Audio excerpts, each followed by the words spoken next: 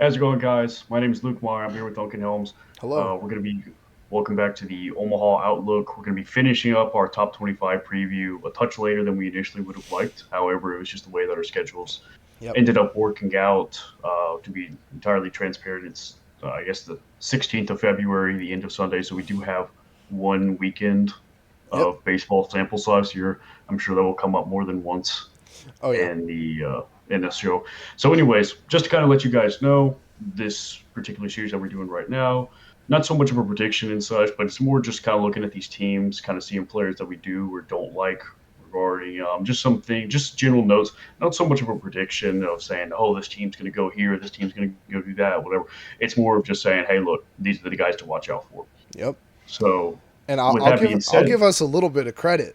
We've been we've been pretty good so yeah, far. After one weekend of baseball, we've been all right from what I've the, the seen. sample the sample size is enough. Stop the It, count. 3 games. That's all we need. And then sometimes you're talking about guys playing against Manhattan. So we'll see. But today might be. I'm going to be quite honest. At least on my end, I've got a decent bit to talk about with a couple of these teams because we're talking about the top five, and Oh these yeah. are pretty much, especially some of the top like three.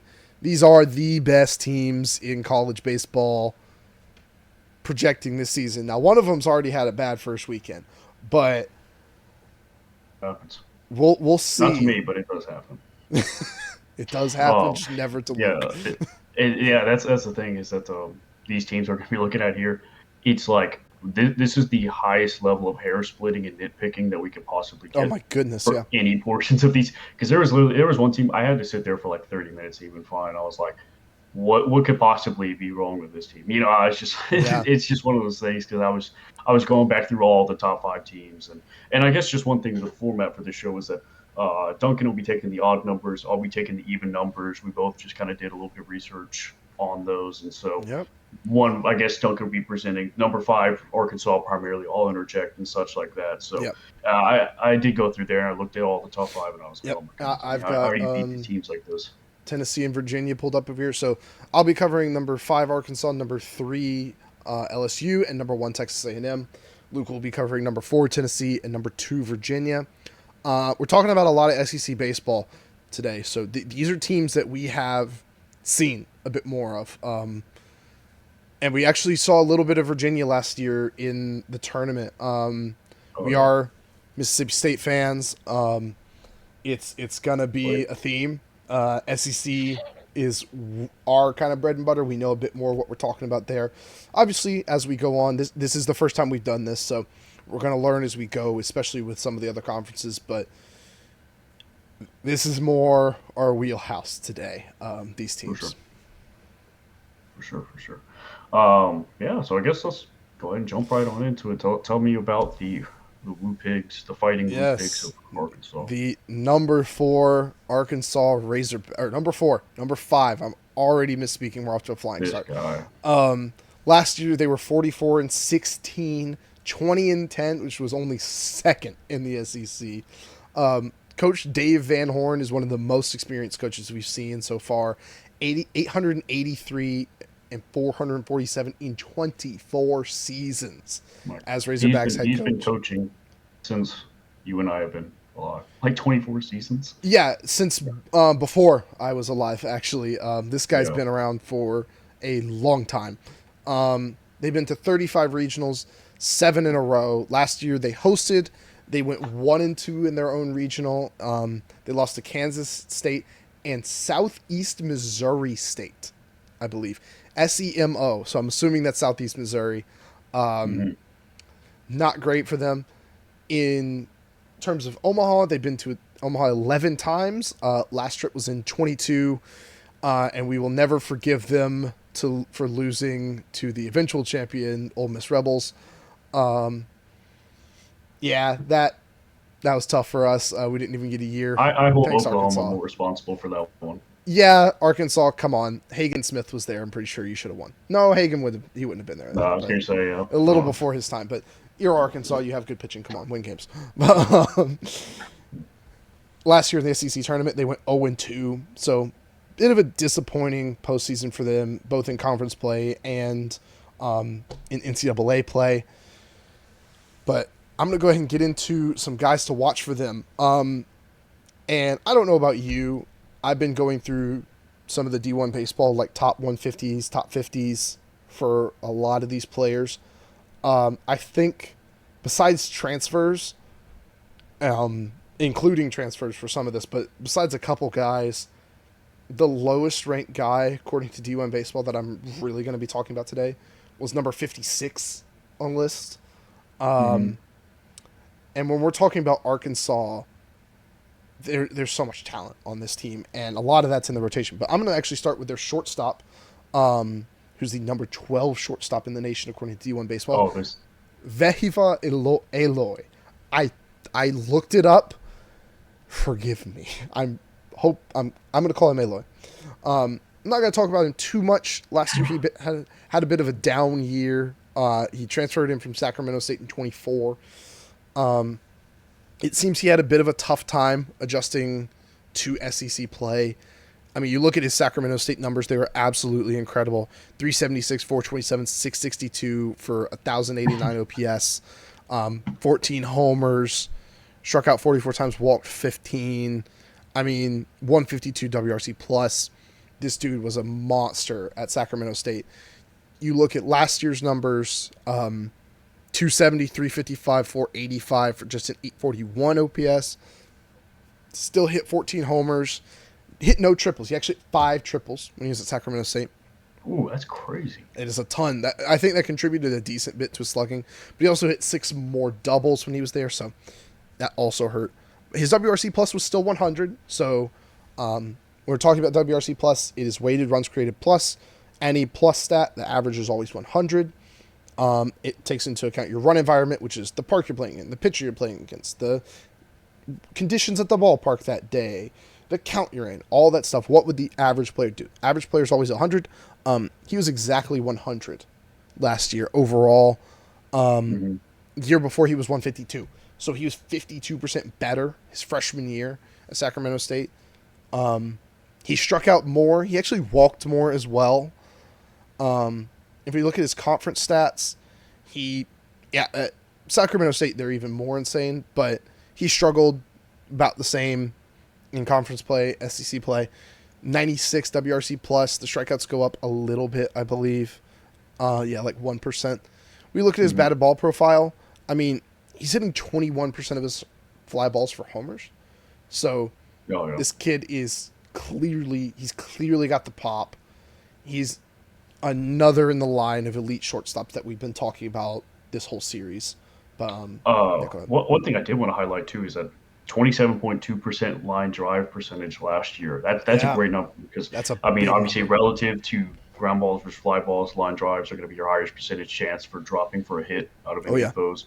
So I don't know. That to me, even though he had a bit of a down year for certain, obviously I guess significant from his previous stats, but relative to everybody else, it's right around a league average batter. For 27.2% line drives, that's a pretty significant. He's making good contact with the ball for sure. It would interest me to know what his batted ball luck was. I don't think we have anything like that in here. But when we're talking about a batted ball profile, a ground ball is mostly in reference to launch angle and exit velo. We're going to talk mostly about launch angle. And that's just the angle the ball is going off the bat. If it's below 10 degrees, it's a ground ball. If it's 10 to 25 degrees, it's a line drive. Anything above 25 to I think like 40 is a fly ball, and then above 40 is a pop-up. I hate pop-ups. Don't hit pop-ups. They don't do anything. They never do anything. They're just bad. Easy for me to say don't hit pop-ups. But line drives, like Luke said, it's that simple. Line drives are the most consistent way to create a hit. Usually they're going to be some of the harder hit balls you have. They're not up in the air. You don't have time to track them. They're just a line drive going out there, getting down for a hit. 27.2% is very good. And his BABIP is only 274, which is batting average on balls in play. So that includes those line drives. I would be very curious to know what his batted ball luck looks like, because this might be a guy that was just tearing the cover off the ball and getting super unlucky all year. Maybe he was just hitting the ball right at guys. I mean, it's really tough to tell without watching a ton of film on the guy, which I'm not going to say I have, but it's a very good sign that he's hitting a ton of line drives. His fly balls are going for homers at a good rate. He's not hitting a ton of pop-ups. It bodes very well for his future as a batter. Yeah, for sure. Next guy I'm going to get into here is Gage Wood, who is, I believe, slotted as their Sunday guy. So this is the third best starting pitcher for Arkansas. Now we'll see how it all shakes out. He's sophomore, coming out of the pen for the most part last year. Now, this guy is rated as the number 30 starting pitcher, according to D1 Baseball. He's the only one outside the top 15. Well, the other two starting pitchers, projected starting pitchers for Arkansas, are both inside the top 15. One of them, who I'll talk about in a minute, is absolutely elite. But I'm honestly shocked you didn't start with that particular guy, but I like to save him. I like to save him. I'm trying to be better about it. I forget who. I think it was Jamie Arnold that I talked about for like 15 minutes when I started talking about Florida State. I got so off track talking about him that I didn't hit some of my other points I wanted to hit about Florida State. So I'm trying to box him in a little more. But Gage Wood, he's been a bit overshadowed by Hagen Smith and the man I'm going to talk about in a minute. But this guy's good. In 22 appearances, 3 games started, about 2 1/3 innings per appearance, for 40 1/3 innings overall. I mean, his Sierra was 207. His whip was 124. That's what jumped off the page immediately. Did we already explain what Sierra was? We did Sierra is actually, go ahead. This is your stat. I'm going to give you this. All right. So Sierra is, I am a big fan of Sierra. So Sierra is skill interactive earned run average. So think of it, if you read it just like an ERA. So if the Sierra is going to be a good ERA, then it's good Sierra. Yeah. But basically what this is that it tries to take into account what level of contact and what level, I guess, like, are you generating a bunch of ground balls, a bunch of fly balls, things like that. Think of it like ERA, but exactly that, skill interactive. So is this guy going out there? It tries to remove luck from the equation. Yeah, exactly. I think I explained it a lot better in the previous one, but yeah for sure. So basically it's just what level and quality of pitching are you getting, and how well would that relate to your earned run average from there. So it's a much better predictor of, in my opinion at least, of a pitcher's actual skill and actual value to a team than something like ERA. Because this guy had a 4.46 ERA. The other stat that jumps off the page, well, real quick, his slash line against isn't super impressive. 261, 316, 447. And I'll get into why that could be like that in a minute. But this guy cut his walks to a quarter of what they were his freshman year. Tremendous incredible improvement. We're talking about a guy who 16% of the time would walk batters his freshman year, 30% of the time would strike him out. That is classic big arm reliever who can't control his pitches. He jumped that up to 31.8% strikeouts and cut the walks to 4.5%. That is absolutely incredible. We're talking about 7 strikeouts per walk, 2 1/3 innings of strikeouts before he would walk a guy. That is insane. Absolutely incredible. And one thing I wanted to mention about him is it looks like his command just improved drastically. If we look at his conference numbers, the walks go up a little, strikeouts go down a little, which is enough to take it down to a 4.3 strikeout per walk ratio. Still really good. That's also versus some of the toughest teams in the country for sure. For certain. So it would almost be impossible to match that level at such a competition and still be in college baseball. You would have to be like Paul Skeens to match that level of we're talking about if he had matched like 7 strikeouts per walk, we're talking about this guy's not in college baseball anymore. He got drafted in the first round, which is kind of surprising he's still around anyways. But I mean, his whip's 134, his Sierra's 264, like still very, very good stats. Now, what I wanted to get to about him is his control looks like it took a massive leap forward. I think he honestly might be throwing in the zone a little too much. Because he's just, I don't know what his stuff is necessarily. I don't know what his pitch mix is.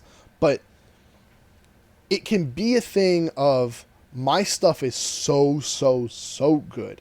And I can get you to swing and miss and strike out 32% of the time. Almost a third of the time you're striking people out. That I'm just going to throw him in the zone. And I'm going to say, you can't touch that. And it seems like it worked for him. But he has an OPS against of 763, a BABIP of 364, 22% of the hits he gave up, or the batted balls he gave up were line drives, 19% of the fly balls he gave up went for homers.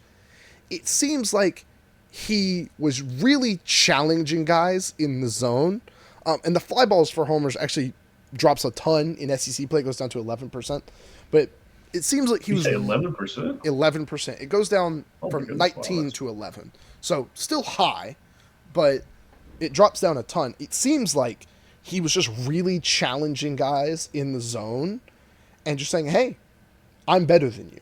I'm going to go out here, I'm going to throw it in the zone, and you're not going to touch it. And if you do touch it, you're not going to touch it next time. And it seems to have worked. Which wait. Can you run that fly ball stat by me one more time? So, just to make sure.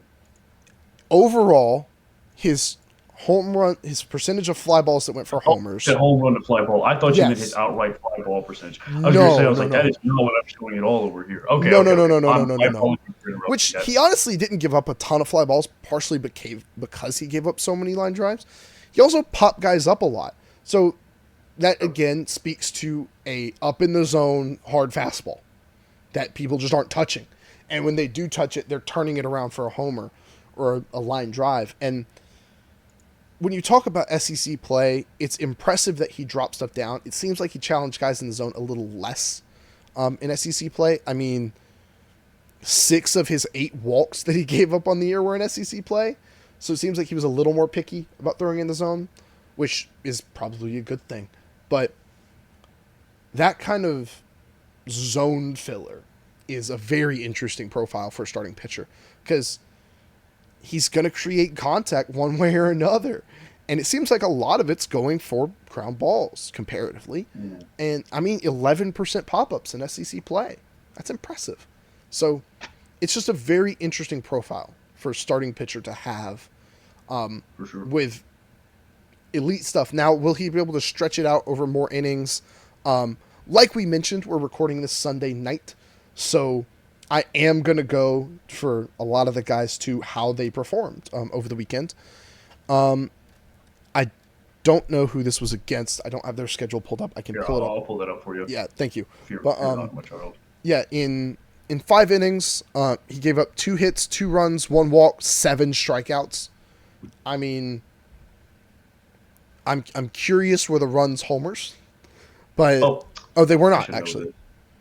It was versus Washington State, and I should know that because I sat there and watched a bit of that game. Oh, there you go. I was drifting in and out. I was doing something else, and then I ended up taking a nap while I was watching this game. Actually, it's they still have a game tomorrow, according to D1 Baseball. I wonder if something got rained out. The weather down here in the South has been pretty bad recently. So I'm showing the results for 3 games right here. Already. Interesting. So maybe it might just be a 4-game stretch. That's interesting. But yeah, I mean, in 5 innings, 77.8% of the batted balls he gave up were fly balls. No homers, no pop-ups. I would guess it's like 1 line drive and 1 ground ball. It looks like he gave up 10 batted balls or something like that. But yeah, I mean, we'll see how it tracks over the rest of the year. They were playing Washington State, which is a decent opponent. 5 innings of work, 2 runs. That's not bad. It's not bad at all. Especially for guys like first start of the year, moving from the bullpen last year. Obviously, he had 3 starts last year, but we'll see how it works out for him. Now, I'm actually going to talk about a transfer real quick. This guy has the potential to overshadow Gage Wood again. He's their projected Saturday guy, Zach Root from ECU. D1 Baseball has him as the number 11 starting pitcher in college baseball this year. 5 innings pitched per game started, 68 and a third in 13 appearances, 12 starts. Slash line against 228, 297, 333. 27% of the time he's striking people out. 7% of the time he's walking them. A whip of 113, a Sierra of 294, an ERA of 356. I mean, I could read this guy's stats all day.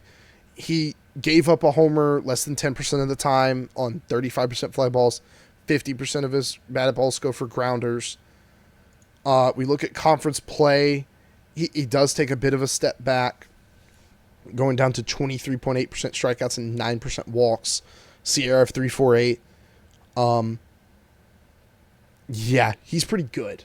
Yeah, I think one thing too that really immediately jumped off the page to me about this guy, a 27.3% K percentage. So he's striking people out 27.3% of the time. Yeah. That's a pretty high mark. But then also to have a 50% ground ball rate. It's interesting. That's really interesting to me because usually those don't happen. Usually if you're striking exclusive. People out, yeah. So I'm almost wondering. I'm not sure if you have his pitch arsenal by any chance, but I'm almost wondering if this. I might be able to find it. Nah, don't sweat it. I'll see if I can dig something up. But I imagine this guy, he might have a lot of good breaking ball stuff. You know, maybe operate down lower in the zone and such. Maybe I don't know. Mm-hmm. That would be kind of my guess. Maybe a lot of. I would be interested to see what his whiff rate is, but obviously we don't have access to that kind of information. But that was just something that immediately jumped out because usually you do not see somebody who strikes out at a high volume also have produced such a high volume of ground balls. Yeah, I mean it'll be interesting to see how it all works out for him this year, but he is a good starting pitcher. From what I have read about him a little bit, it seems like he just has very good stuff and knows where to put it. So we'll see how that works out for him. One more pitcher that I'm going to talk about I'm going to mention a couple other guys. I'm going to attempt to pronounce this name. Landon Beidelsheis from Ohio State. Started 15 games. Transfer from Ohio State, started 15 games, 84 and 2/3 innings, 91 strikeouts, only 31 walks. To a 4.15 ERA. He projects as a midweek guy for this team. I mean, that guy is in the weekend rotation for a lot of teams. And I'm talking a lot of teams that are even in the top 25. This dude, he's probably going to start tomorrow, I would assume. Yeah, if I had to reckon so, I thought that's a safe bet. Yeah, but then their projected closer, Christian Fouch, in 22 innings last year, 20 appearances, 0.81 ERA, 20 strikeouts, 7 walks, lockdown reliever at the back of the pen. But the real star of the show is Gabe Gackle. I did look that up. This dude is the number 6 starting pitcher, according to D1 Baseball. Last year for them, 22 appearances, 7 saves, 42 and 2/3 innings, 57 strikeouts, 19 walks, 11 earned runs, a 167, 264, 224 slash line against, striking people out 32% of the time, walking them about 11% of the time, a whip of 105, an ERA of 2.32, a Sierra of 2.73. Now, we don't like to talk ERA necessarily for relievers because it gets inflated really easily. The only time I really like to mention ERA for relievers is if it's incredible. Oh, for sure. 2.32 in 42 and 2/3 out of the back of the bullpen is really, really good.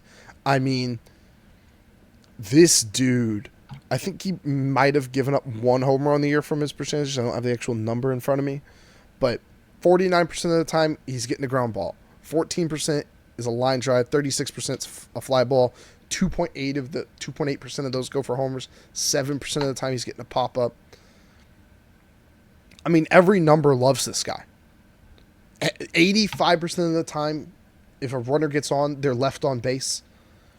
If we look at conference numbers for him, it's still really, really good. Strikeouts are 28%. Walks are about 11% still. WHIP of 101. ERA of 159. SIERA of 3.23.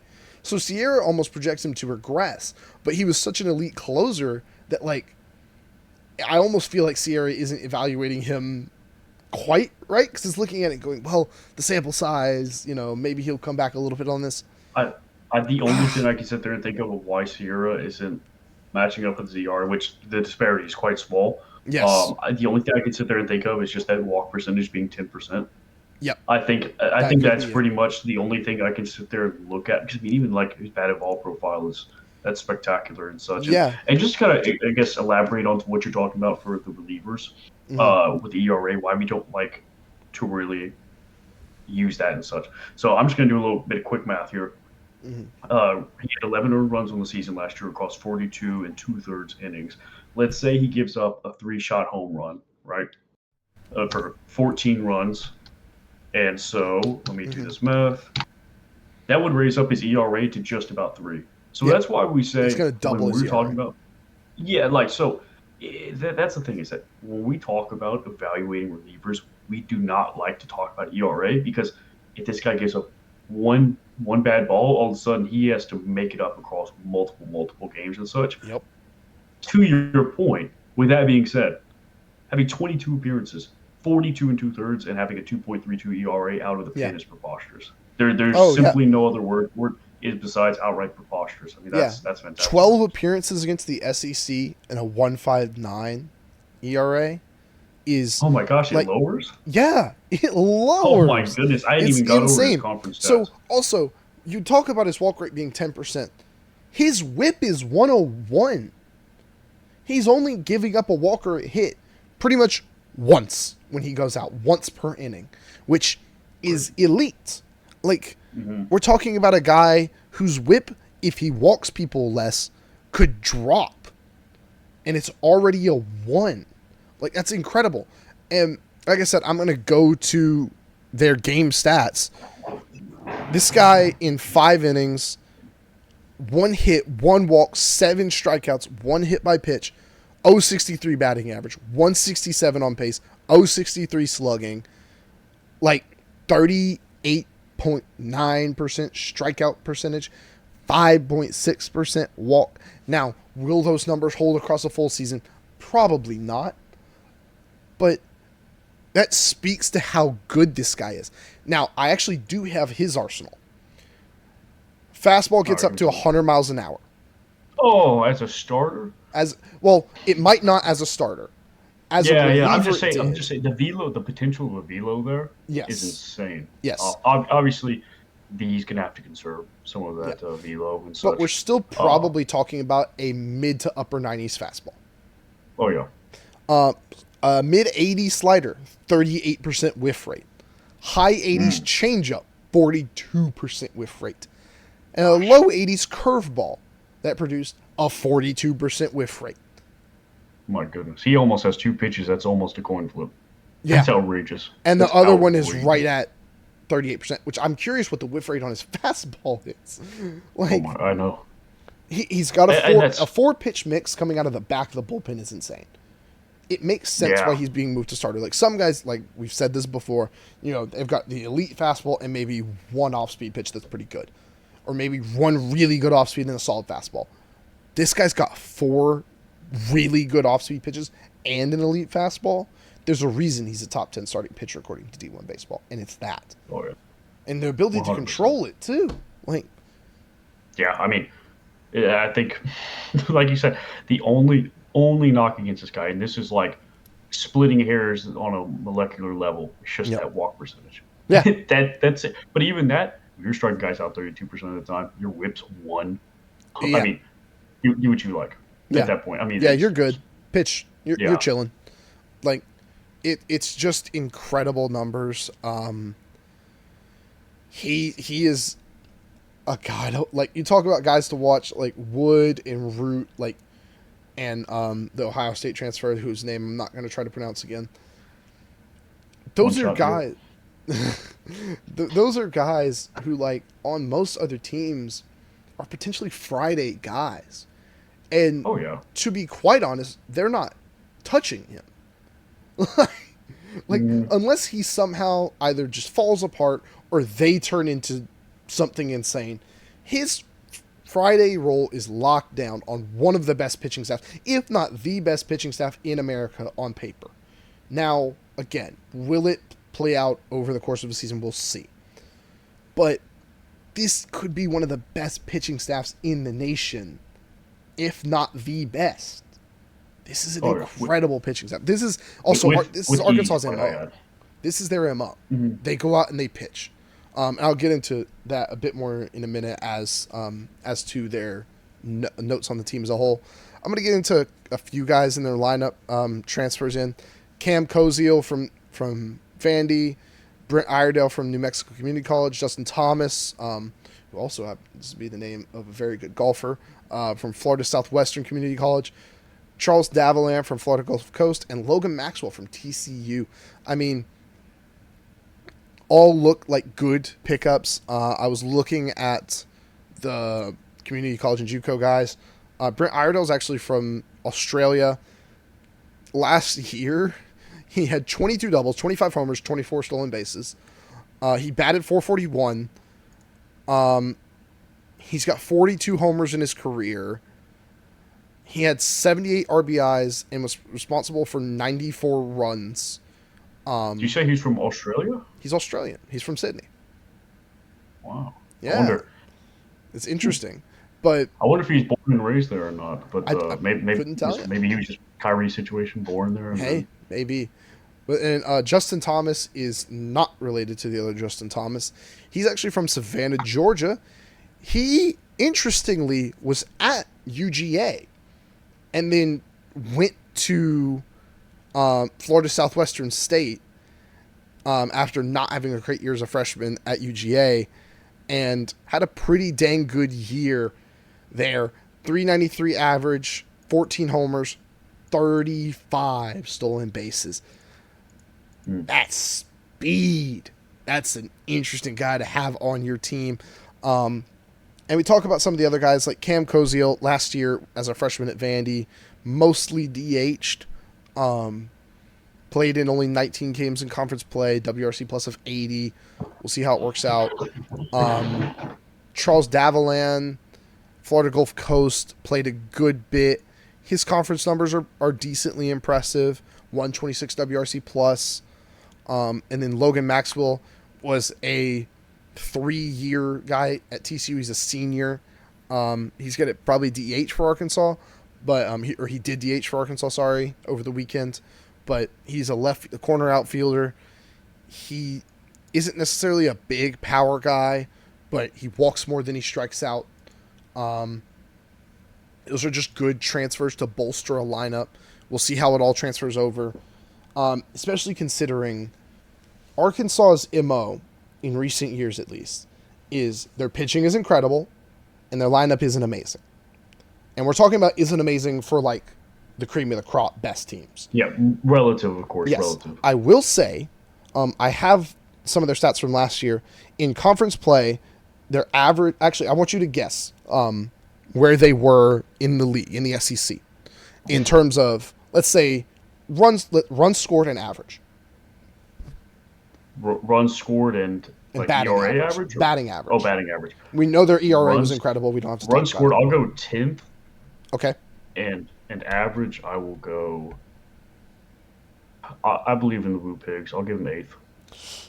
So, run scored, they scored 157, which was 11th, tied for 11th. Their average as a team last year in conference play was 243, which was good enough Ooh. for 13th, ahead of only league worst Mizzou, which we've ragged on Mizzou a little bit. They did not have a good year last year, but this is a team that last year made it to regionals with that kind of offense. Now, when they got to postseason play, it didn't really work out for them.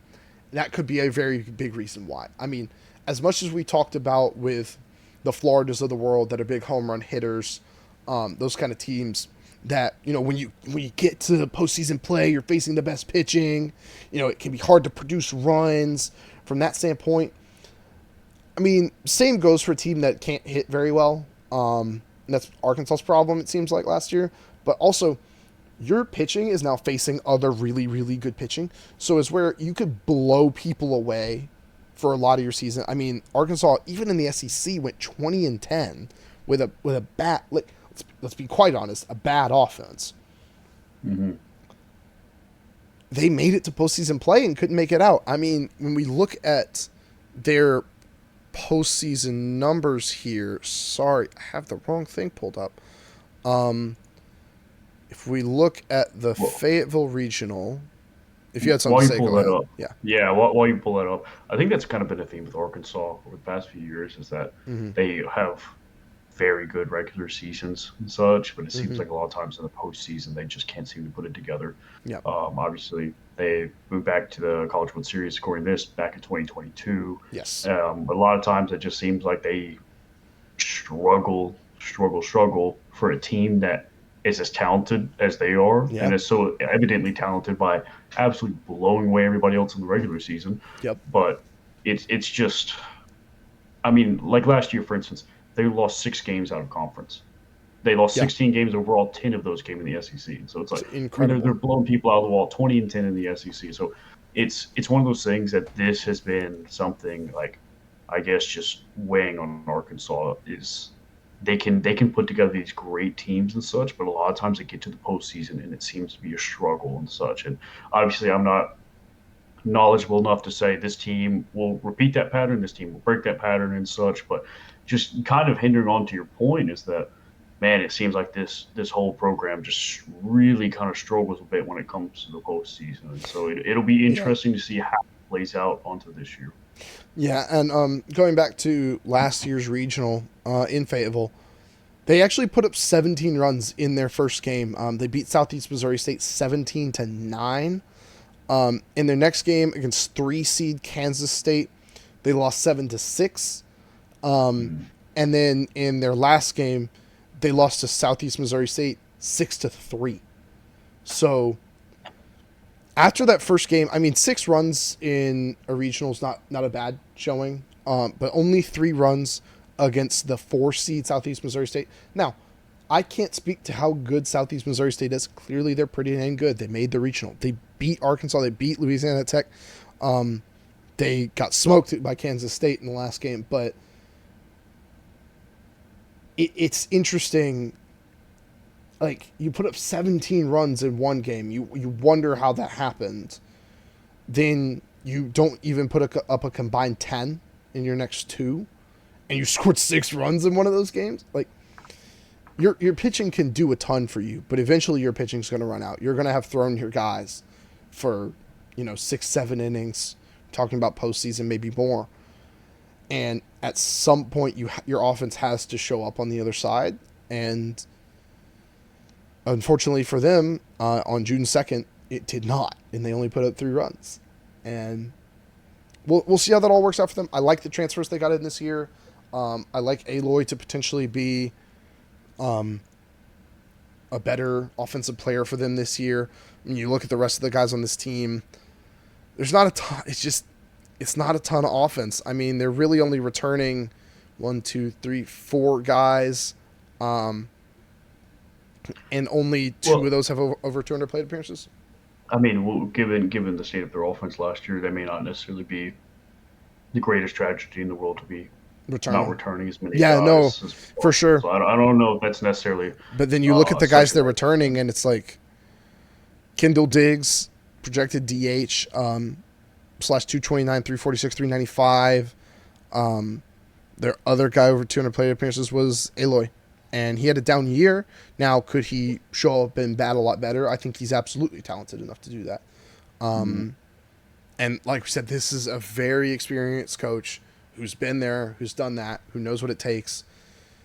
We'll see how it all works out for the Razorbacks, but It's going to be interesting to see. It's a good comparison for them. I would say they're on a much higher level, kind of UCSB like. You talk about elite pitching.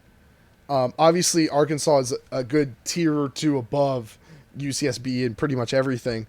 But like you were saying, literally in the first episode we did, if you like pitching, this is a team for you. If you Oh like yeah. low scoring pitching duels, this is your team. And we'll see if Arkin can get out of that. Yeah, I mean, clearly it worked out for them in the regular season. They just need to transfer it to postseason. And that is all I have on the Razorbacks. Razorbacks. Okay. Okay. Mm-hmm. All right. With that in mind, I'll go ahead and jump right on into Tennessee. Let me pull that one on up. I believe. Yep. Here we go. Tennessee.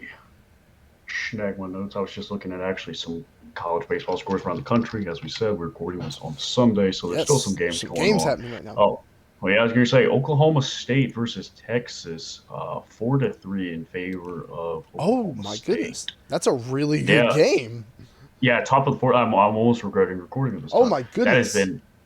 been that whole tournament over that way has been Yeah, fantastic, and we will most certainly be talking about that on the next episode when we do a weekend review. yeah. Real That quick. will be almost the Wow. entirety of that one. Yeah. Louisville beat Arizona 13-1.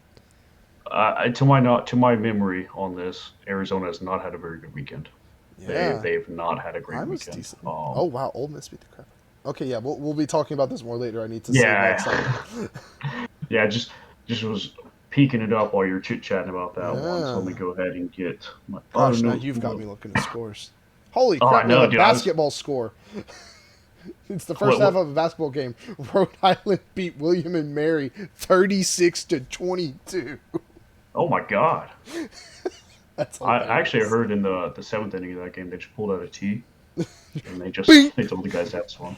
All right, So, let's anyways, get moving on. Tennessee, you're defending national champions, Tennessee Yeah. Volunteers.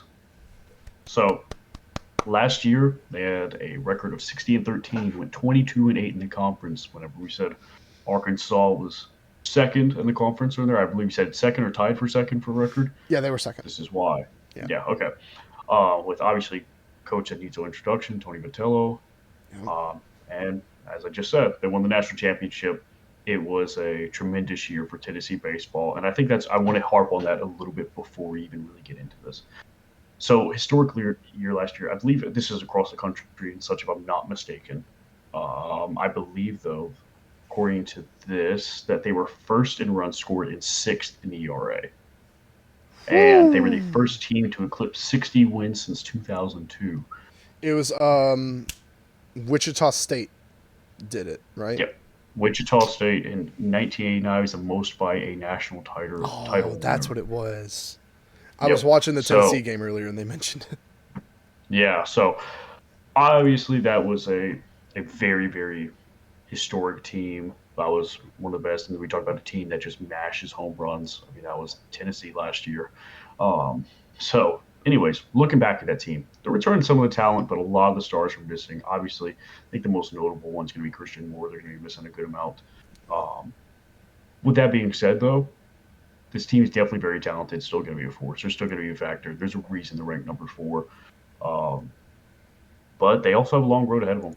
We haven't seen a team Yeah. go back to back in over a decade. South Carolina did that, and of the last 10 national championship winners, only 3 have returned to Omaha. Jeez. So And you look at it's one of those. the last few. I mean, obviously we went tourney win to last. Ole Miss tourney win to I think last. LSU tourney win to 13-17, which I'll get to in a minute. Sorry, Mhm. but yeah, Yeah, it's one of those things that historical precedent isn't necessarily on their side.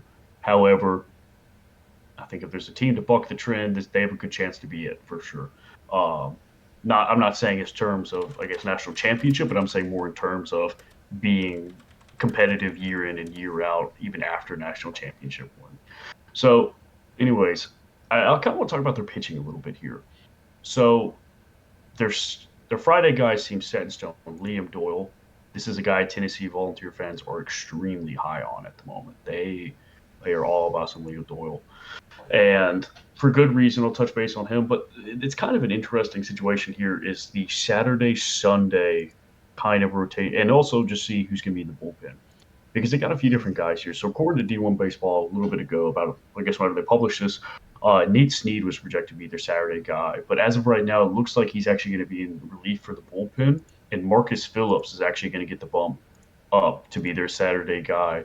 They also have Brandon Arvidsson, who is a JUCO transfer and put up silly numbers at the JUCO level. Just one quick stat I had for him right now. Last year, would you like to guess his K per nine? Ooh, 13. 15.93. He was better than the other guy from last time. Oh my god. Yeah, so I mean, he put up silly numbers in that setting and such, and it seems like there's still some questions because that's why I was looking at a lot of the Bulls fans. They were saying that hey, Marcus Phillips may not be their Saturday guy forever. Seems like there's still some question marks as to who fits where, but from everything I can see here, Liam Doyle is going to be their Friday guy for Okay. sure. So he transferred in from Ole Miss last year, and he didn't have the best numbers ever, but he did have some flashes and such. One highlight, if you look at him, so let me just read off his last year's stats for you. He appeared in 16 games with 11 starts for 55 total innings. So he had a 5.73 ERA. So definitely not the flashiest ERA ever, some not even the greatest ERA ever, whatever. If you compare that to Sierra, though, overall in the year, a 2.19 Sierra. So this is a guy who has a tremendous disparity between his Sierra, who, like we said, is a much better tool to use to predict how well pitchers are going to do. It's a better version of ERA Mm-hmm. versus an ERA. So his ERA says, hey, this guy's not even that great. His Sierra says, hey, this guy is very good. He has tremendous talent and such. Um, he's he's a guy that, like I said, a Rocky Top Insider is one guy I looked at here. He projects him. Obviously, these are orange colored glasses, but SEC Pitcher of the Year candidate. Okay. So the fans love this guy. He's very high on him, and for good reason.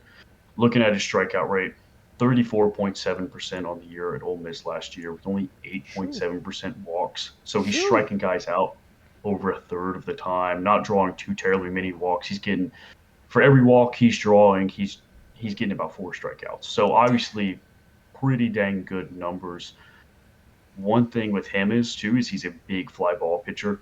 54.8% of his batted balls last year went for fly balls with 11.1% pop ups.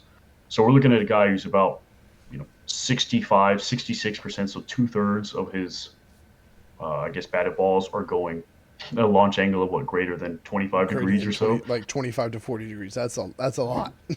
Yeah, so he's making a lot of pop ups and such, and What is the pop up he's a number? guy 11.1%. Oh yeah. Okay.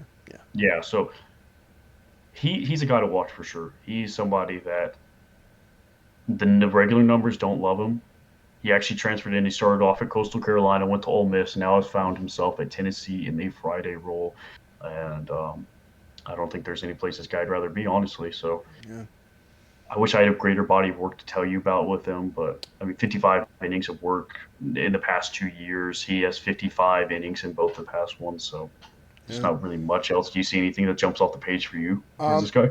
Not particularly, but a point I just wanted to. I might save this, but Tennessee pitching. I mean, you talk about them taking guys. A great example is Garrett Crochet, who just got a massive deal with the Red Sox. He was a guy that came into Tennessee throwing in the mid 80s, left Tennessee throwing in the upper 90s, cresting 100 as a weird arm slot lefty. I mean, Tennessee has a knack for taking pitching in and making a lot of it. Sure. And looking at his conference numbers in the past few years and such, it's once again more of the same. He's a 6 ERA versus a 2.58 Sierra.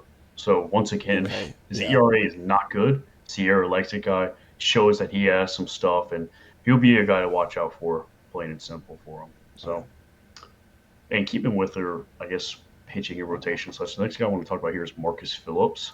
So Marcus Phillips is kind of an interesting guy to look at because last year he had 19 appearances and 20 innings pitched. Granted, two of those includes two starts. So either way, this guy doesn't have What? much body of work to work with either. You know, Wait, if you take 19 out those two, appearances, 20 innings pitched with 2 starts? yeah. So a lot of Ooh, times it looks like these appearances weren't going to he's a be. righty. Yeah. So I and mentioned that Orange. because sometimes lefties will come in like specifically to see lefties and like that's a whole Mhm. thing, but that's weird. Yeah, it's a very odd thing. And if you would like to go look over at his conference numbers, right? Yeah. One second. Go take a peek at those real quick. It's gonna take a second, but I will No, get you're there. fine. You're fine. Marcus And Phillips. Go ahead. yeah, so and while you looked that up, he seems to be very talented. Like I said, this is another guy the fans are really high on. Huh?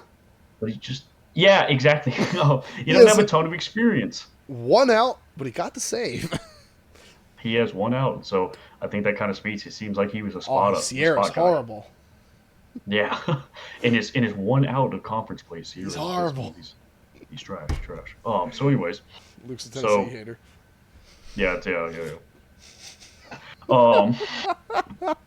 So it was a guy that I was pretty shocked that got the Saturday start for this past weekend, just given the fact that the body of work just isn't there.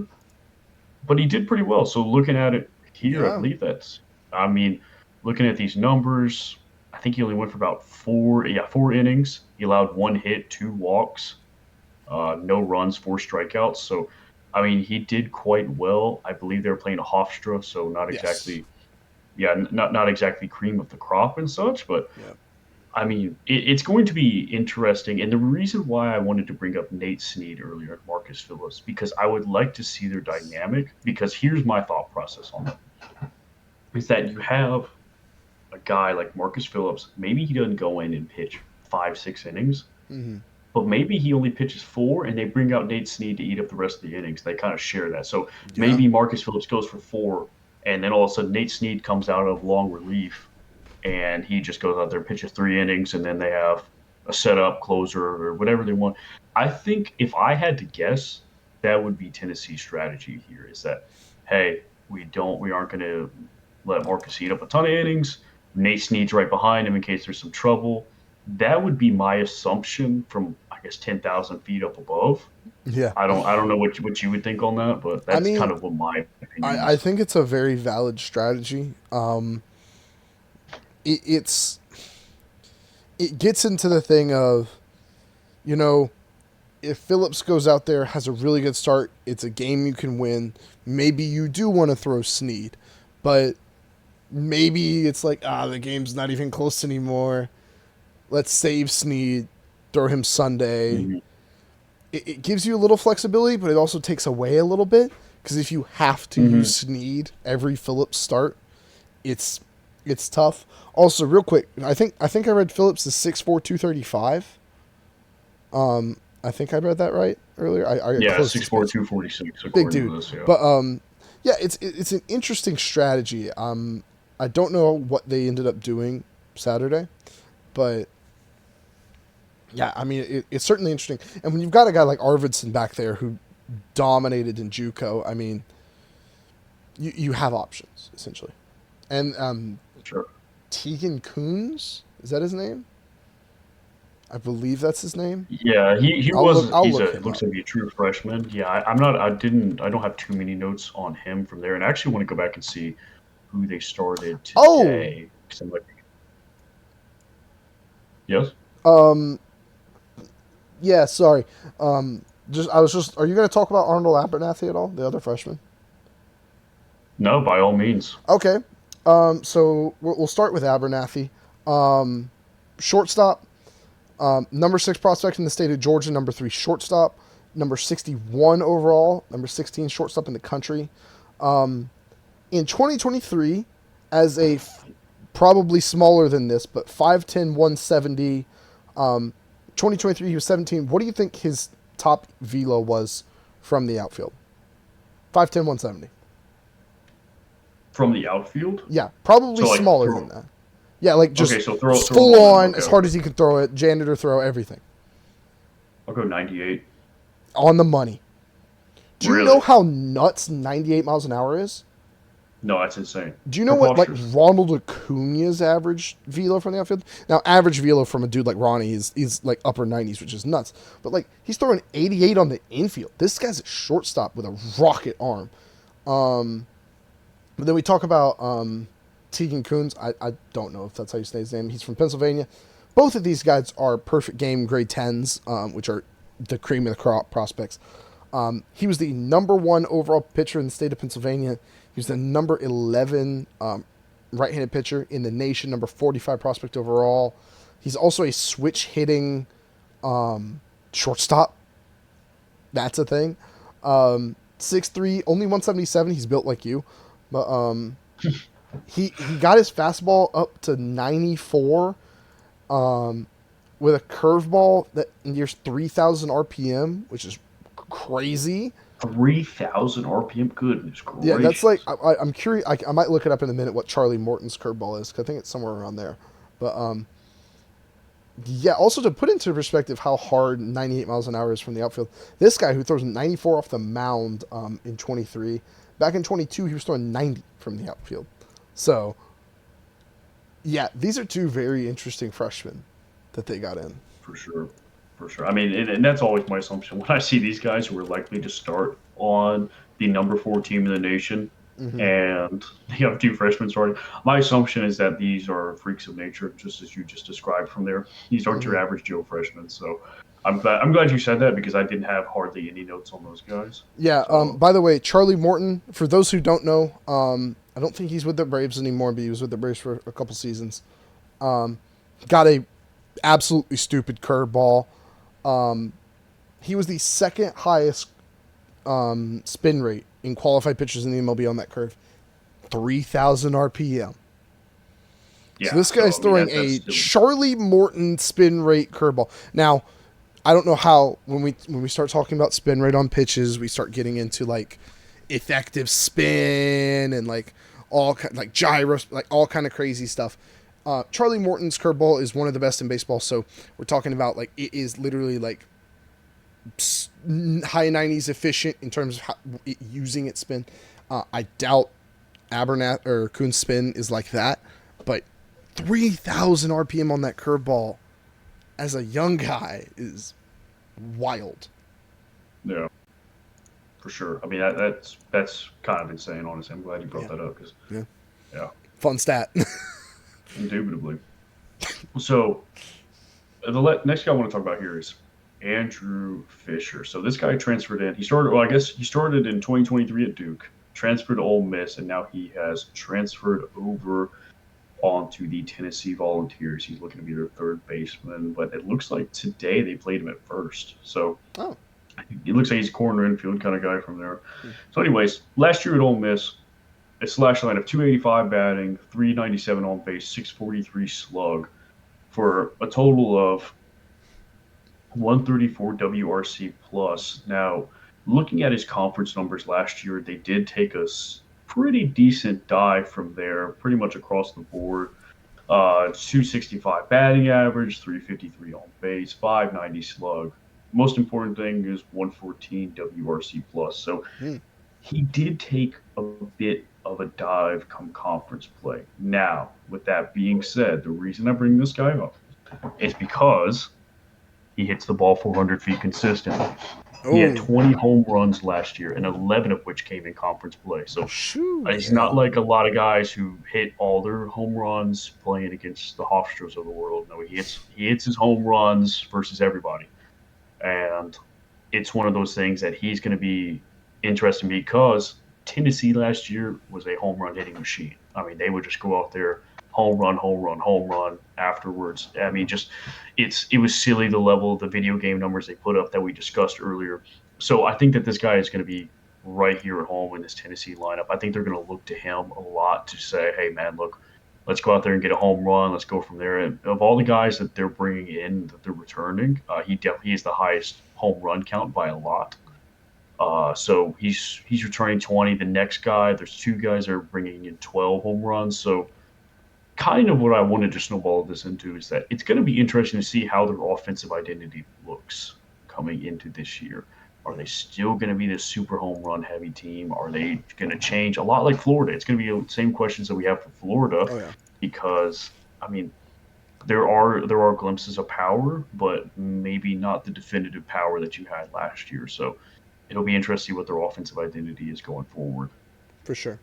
And I mean, talking about bringing in an elite athlete like Abernathy in the field. Curley looked like he looks like he stole a few bases. It doesn't necessarily look like they're bringing in some of the athletes that Florida is, or Arkansas. Like I said, those JUCO transfers look very impressive, stealing a ton of bases. We'll just see how this all translates for them. We're talking about a team that, like you said, was historic last year. They were absolutely incredible. Did they break the record for most homers? I'm almost positive that Yeah, they it was. did. I think they did Yeah. because it was a whole thing. But it's really really tough to live up to that kind of success for another year. And I mean, you're the reigning champs. We talked about this with Texas coming to the SEC, in that like everyone's going to give you their absolute best every night. It's another level, I think, for Tennessee. I mean, these guys, they didn't make any friends along the way either. This is an electric team to watch. They're not a fun team to watch when you're playing them, because the energy they bring, the celebrations, it's fun to watch when it's not your team. When it's your team, Yeah, it's not fun. they've And got a certain swagger that they like yes, to show up out, especially with the daddy hat, um, the daddy hat and the fur coat and such. I mean, that's yeah, like there are certain things that this team definitely has a certain like. Hey, we don't care what you think. If you're not wearing orange, it don't matter. for Like that. sure, That's kind of that's a that's the great best way to sum them mentality to up. have. Mm-hmm. Everyone is going to want your head. That's pretty much it. Like, they are going to want your head on a stake, and it's gonna be a tough year, I think, for Tennessee. Now, a tough year by Tennessee standards, they're probably still pretty dang good, but Yeah, I think it's that this not as is a much of a team that sure thing as last year.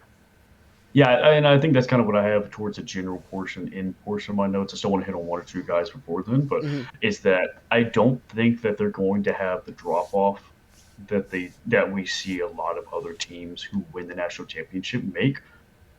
But I don't necessarily foresee them, I guess, immediately being like locks for the national championship, like a lot of Yeah. people, I guess, do. Given that, like, like because amongst the Tennessee fans, they are convinced they are of the opinion that we're going back to back. Like, there's a Really? lot, at least from what I've seen, at least the more vocal ones online, they seem to have the opinion like, we're running it back, plain and simple. So I'm I'm of that opinion that this is definitely a very good team. I don't Oh, foresee yeah. them just being bottoming out like State and Ole Miss did. Yeah. But maybe, especially just given the fact that you said not on top of maybe the question marks on, I guess, either production, whether it be, I guess, at the plate, which I don't think that there are very many, or Mm-hmm. maybe if they don't figure out their pitching situation in the right amount of time, given the fact that also that everyone wants their heads. They're defending national champions. They wear daddy hats. They do this and the other. I mean, this, like you said, everyone wants a piece of them, Oh, yeah. 100%. So it's going to be interesting to see how they can respond, what kind of program they are looking to build, what kind of momentum they can carry on going into the program, I think is a better term. Yeah.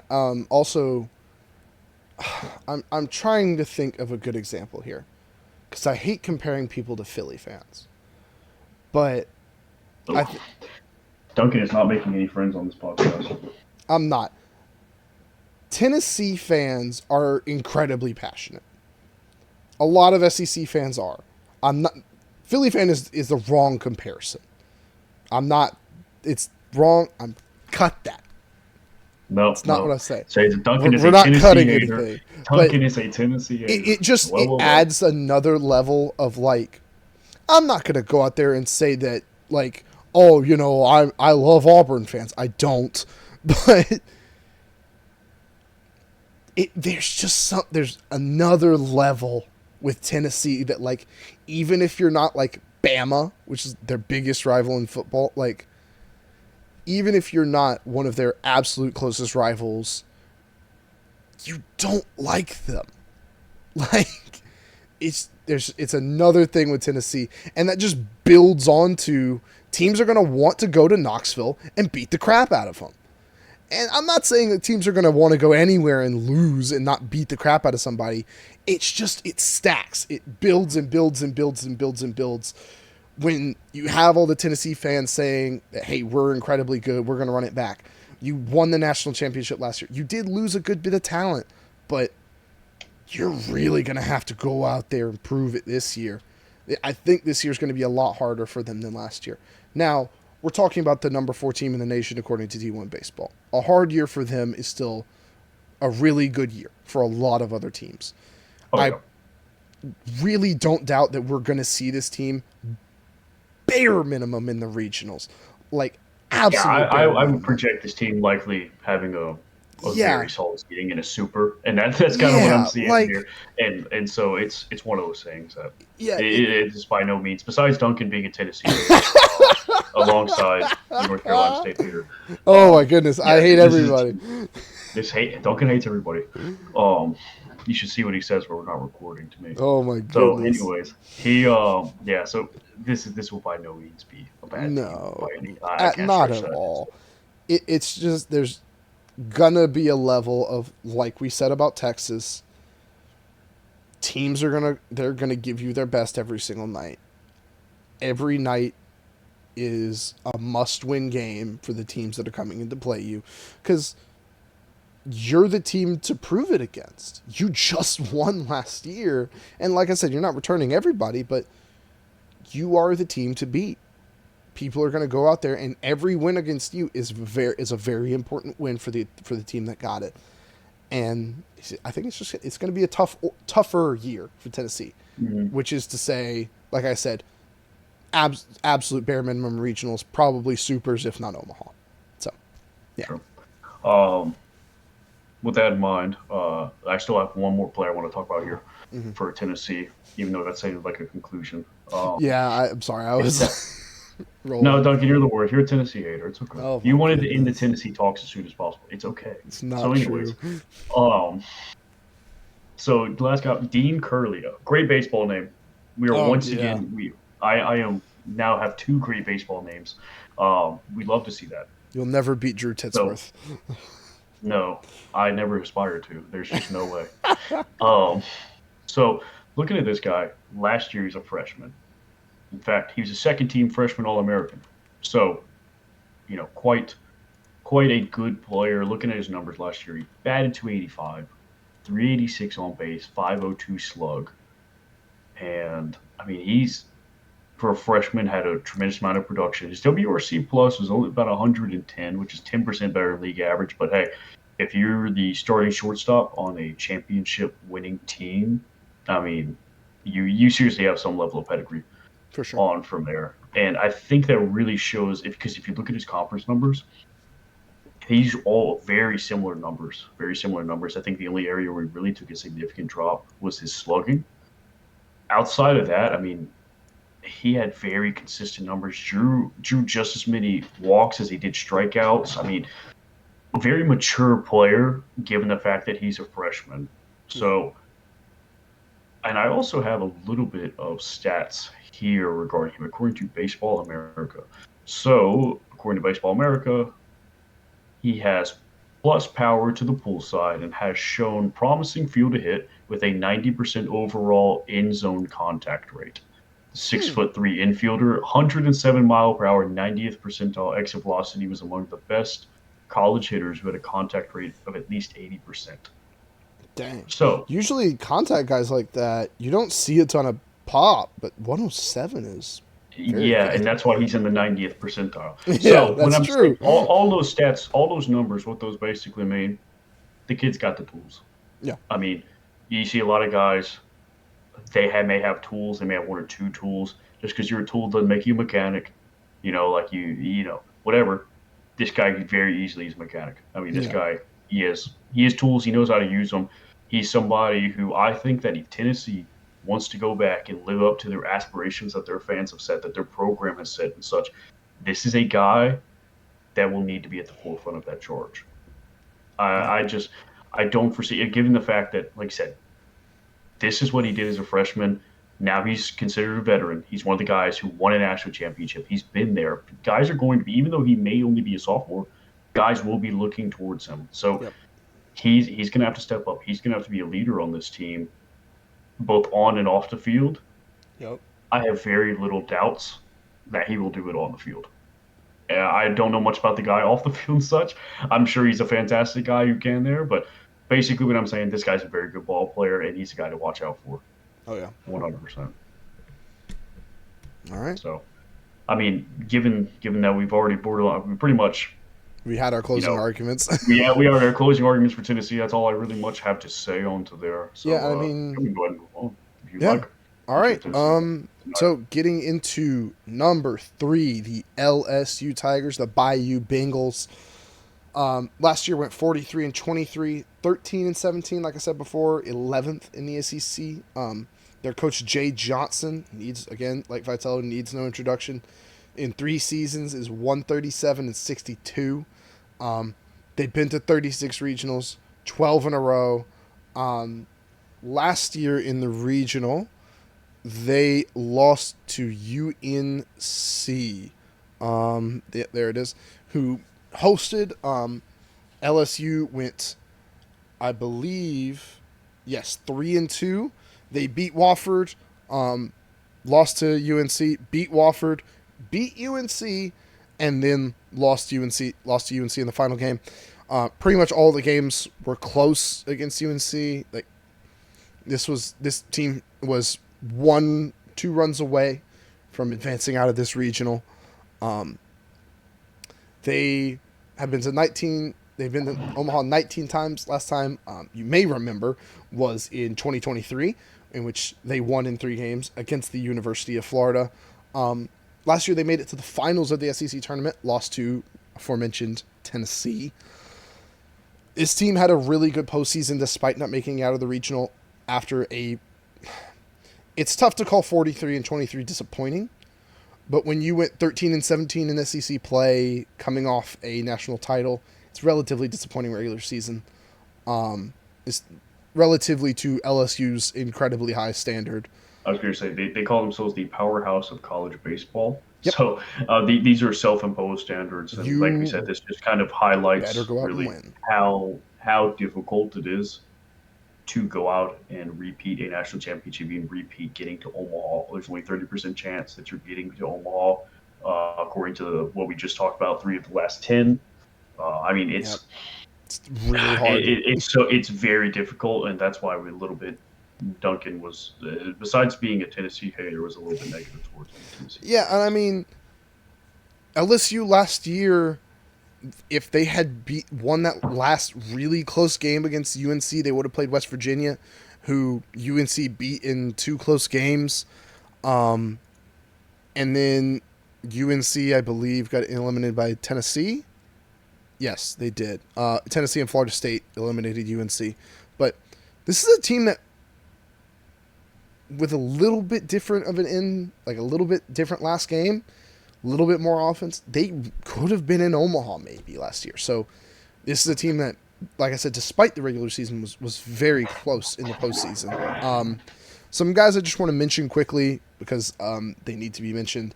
One of those is Gavin Guidry, their projected closer.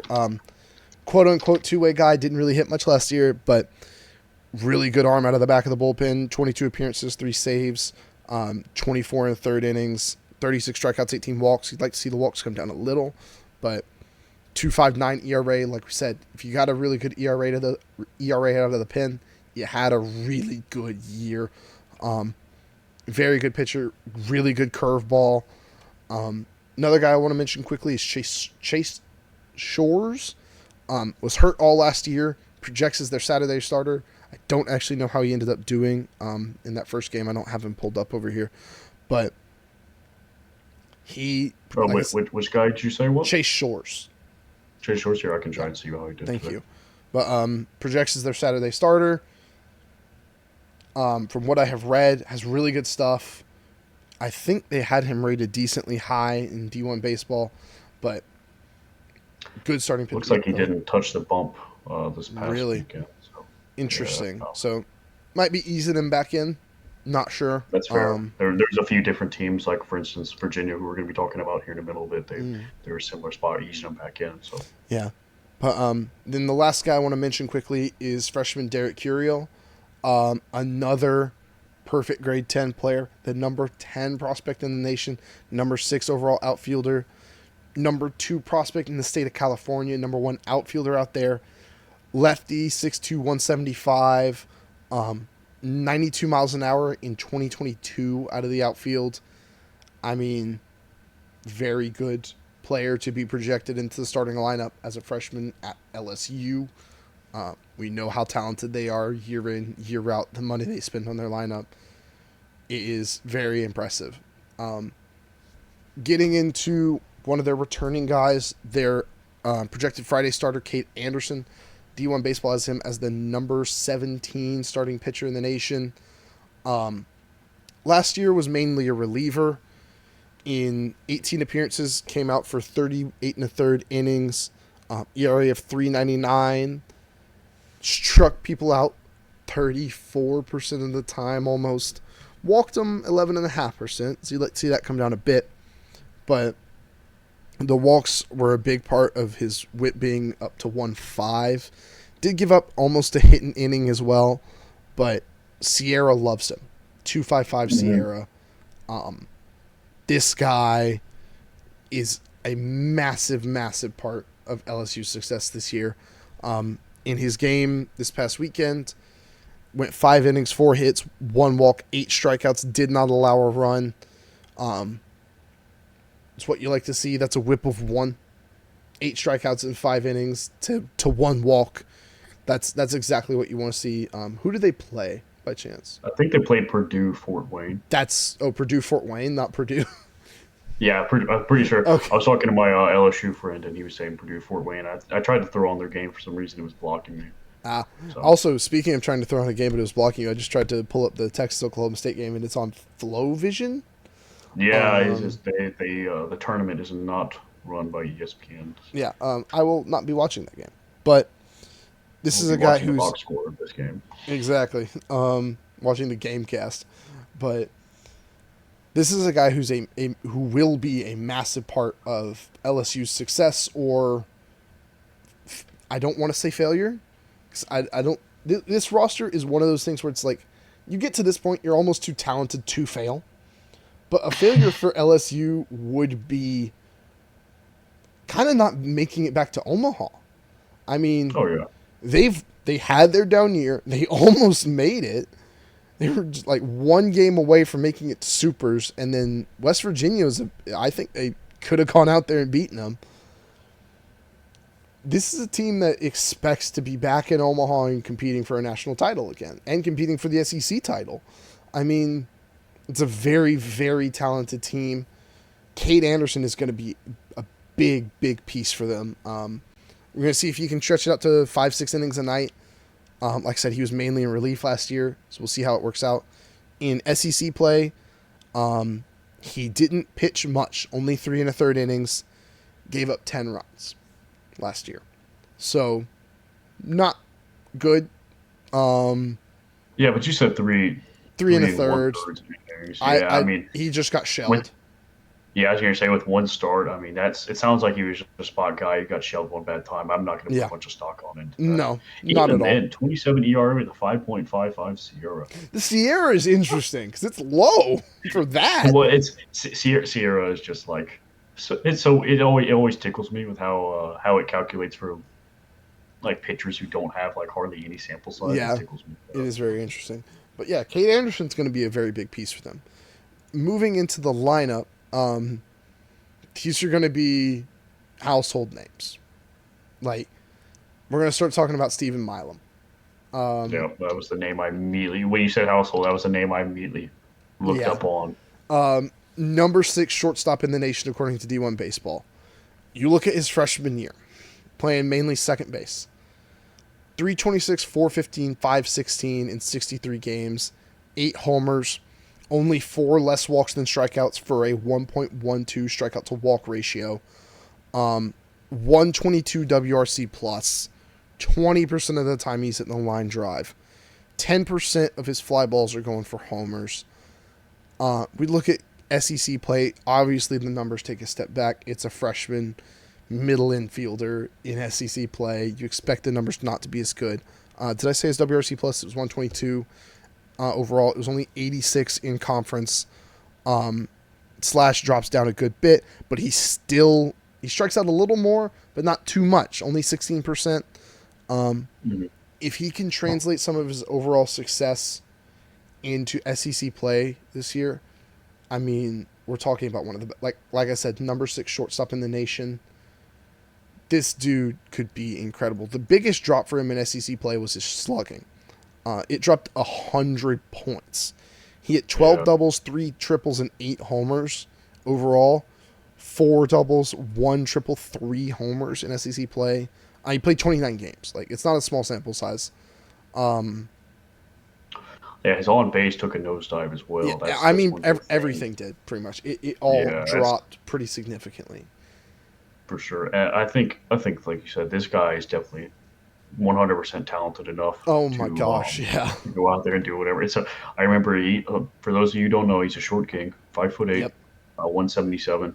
So I remember the first time I actually saw this guy play, I was like, oh, look at this little guy. He lit us up. But if I'm not mistaken, he had quite the game against us. So it was a interesting experience. I think for some reason I want to say he's a pretty unique like 2-strike approach, but I could be entirely lying about that. So anyways, I feel like I remember that, but yeah. So he certainly has the tools. He's certainly talented enough. I think that there's little doubt in my mind as far as the quality of this guy. And he's gonna have to step up for this team, and I think that he certainly has the opportunity. He can and likely will. Yeah, and I mean, you talk about a switch hitting, very good defensive shortstop. Yeah, this dude will. He has every tool he needs except size, and he doesn't need size to go out there and be elite. Like, this dude could be one of the best, like I said, one of the best shortstops, one of the best players in college baseball by the end of the year. Didn't have a great first series, went 1 for 8. I mean, like we said, it's a one series. It's a that's minuscule sample size, only 2 games played, 8 at bats. I'm not putting stock into that yet, but this guy has all the tools to succeed. And like I said, this is a household name. You want to talk about the other household name on this team and the number 1 first baseman in the nation, according to D1 Baseball, and that's Jared Jones. This guy, you talk about elite. This is the definition. Last year overall, 301, 454, 747 in 66 games played for a 1201 OPS, 28 homers. Both strikeout and walk percentages are over 20%. This is the 3 true outcomes guy, like I was talking about a while back. Mm-hmm. The crazy thing is he strikes out 25% of the time, but his strikeout to walk rate is 1.29. That's how much he walks. Yeah, that was the biggest thing because I think on the year or season last year, 59 walks to 76 strikeouts. That's like that is like such a high number on both ends of that. Usually you see somebody like, for instance, Luis Hernandez, 17 walks to 50 strikeouts. Okay, that's pretty normal. That's a fairly pedestrian number. But like having such a high volume on both of these, this guy, truthfully, 3 true outcome ball. And for those of you who don't know, 3 true outcomes is a kind of a trend that's taken over baseball in the past few years. It's going to be walks, strikeouts, home runs. That's something that a lot of teams are starting to value and such. And that's what kind of seems like Jerry Jones is embodying that quite well. And when I say quite well, it might be an understatement. I mean, that WRC plus is insane. Yeah, 164 WRC plus. The other eye-popping number down there you might have seen, 53% of his hits go for fly balls, or batted balls go for fly balls. 34% of them are homers. So this gets into, almost half the time he's either striking out or walking. Half of the time where he hits the ball, it's above 25 degrees launch angle. Mm-hmm. It's a fly ball for sure. Yeah, a fly ball. A third of that time it leaves the park. I mean, we're talking about a 6'4", 246 monster who's just destroying baseballs for fun. If we look at his conference numbers, obviously they take a hit, down to 124 WRC plus. The strikeouts go up even more. The walks go down. So pretty much 5% more strikeouts, 5% less walks. He actually brought the strikeouts down 6% from his freshman year. If he takes any kind of step forward like he did his freshman year and cuts down on those strikeouts even more, oh my goodness. Watch it. Yeah, no, that's really, even his conference numbers, they slow down a bit. That's only because They're still so good. it's because he put up such silly numbers across the board Yeah. outside of that for sure. That's going to be the main thing here is that I mean, if that 19 of his strikeout, if he homers. can get that down to if he could get that down to 27% and get those and turn that 3%, flip it over to walks. I mean, oh my gosh, Yeah. if he could just 3% flip from strikeout to walk, it would be tremendous value. I mean, at LSU. One of the stupidest stats about him in conference play, 31% of the time he's walking. 40% of the time he's getting on base. Like, he's striking out a ton, but he's still getting on base a ton. Like, it's nuts. But he did hit 19 of his homers out of conference. Now, out of conference also includes postseason. So, I don't know how much of that there was. I don't know if he was just tearing up the regional. He was tearing up midweeks and preseason, like pre-conference. But like, if he can get his numbers to look even a little more like his overall numbers, like I said, D1 baseball has him as the number one first baseman in college baseball, and we talked about plenty of first basemen that are very, very good. This dude is incredible. And if I remember right, he's a pretty dang good defender, too, at first base. That's what I was actually trying to look, because a lot of times Baseball America will have a lot of just random stats and tidbits. Yeah. The only word about this guy in the whole article is literally whenever they project him in the lineup. So very odd person to omit from the analysis, but I was really hoping that they that have something about that. They would, like they did for Dean. I was like, so well. Yeah, but this is another, like I said, household name. Yeah, he is another massive key to LSU's success. Moving on to some transfers, I'm going to start with Anthony Ianson, or Ianson. I'm assuming it's Ianson. Transfer from UC San Diego. Last year for UC San Diego, in 14 appearances, 9 starts, 82 innings. He pitched a complete game. He also had a save.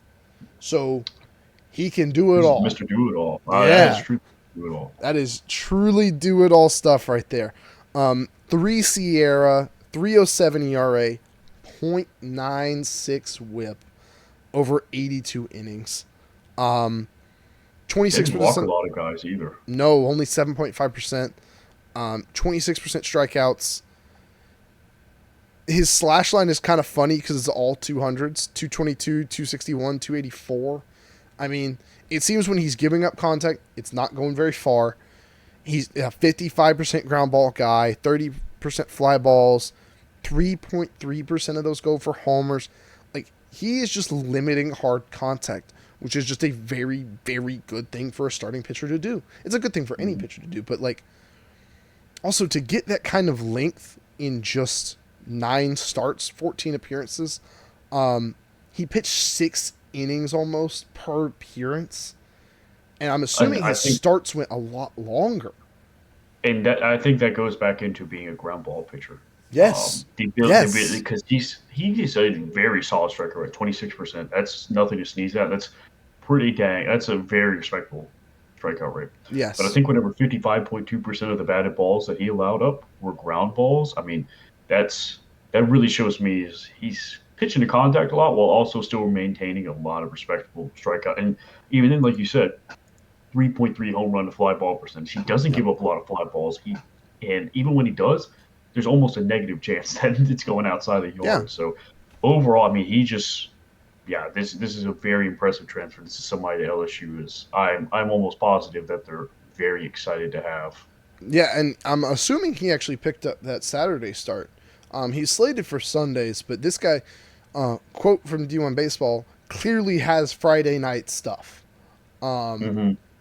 yeah, this dude's very impressive. You glance over his conference numbers, equally as impressive: 3.66 ERA, 105 WHIP, Sierra of 3.52.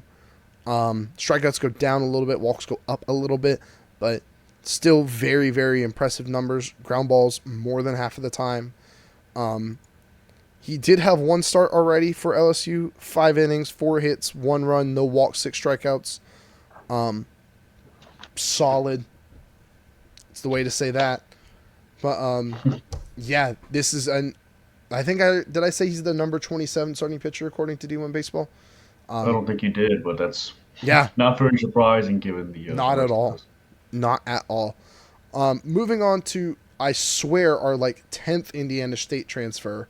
I was going Um, to say, dude, Indiana State. I feel bad for them. I they're feel as though we covered them pumping multiple out times. It must have been players. ravaged. I think I have another one coming up too. If I'm no, I don't.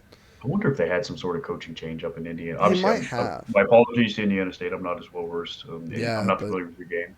Um, we've seen a so ton of transfers out here, and I we've mean, talked shoot, about State. a ton of them. Chase Hungate. He's one of the best Yeah, relievers that in the portal, and he ended up coming to State. And yeah, I mean, that's a serious reliever to have. So yeah. I don't know. We've State talked must have about a something lot going of for him. talented guys coming from this team to a lot of top 25 teams. I mean, and being impact guys. Luis Hernandez, he's the number 10 catcher in the nation, according to D1 Baseball. He's only played one game so far for LSU. It looks like I don't know where he slotted in. I think he actually played today. Because when I was looking earlier, he hadn't played yet. Um, but yeah, last year for Indiana State playing at first base, slash 359, 421, 694 for an 1114 OPS. Hit 23 homers, 14 doubles. Like you said, struck out 50 times, walked 17. 17.9% of the time he's striking out, so that's not bad for hitting 23 homers. That's actually pretty dang good. 6% of the time he's walking. You'd like the walk numbers come up a little more, maybe, but clearly whatever he's doing is working to the tune of a 153 WRC plus. 26% of his fly balls go for homers. I mean, this dude's a very impressive bat. I can't speak to him as a fielder behind the plate.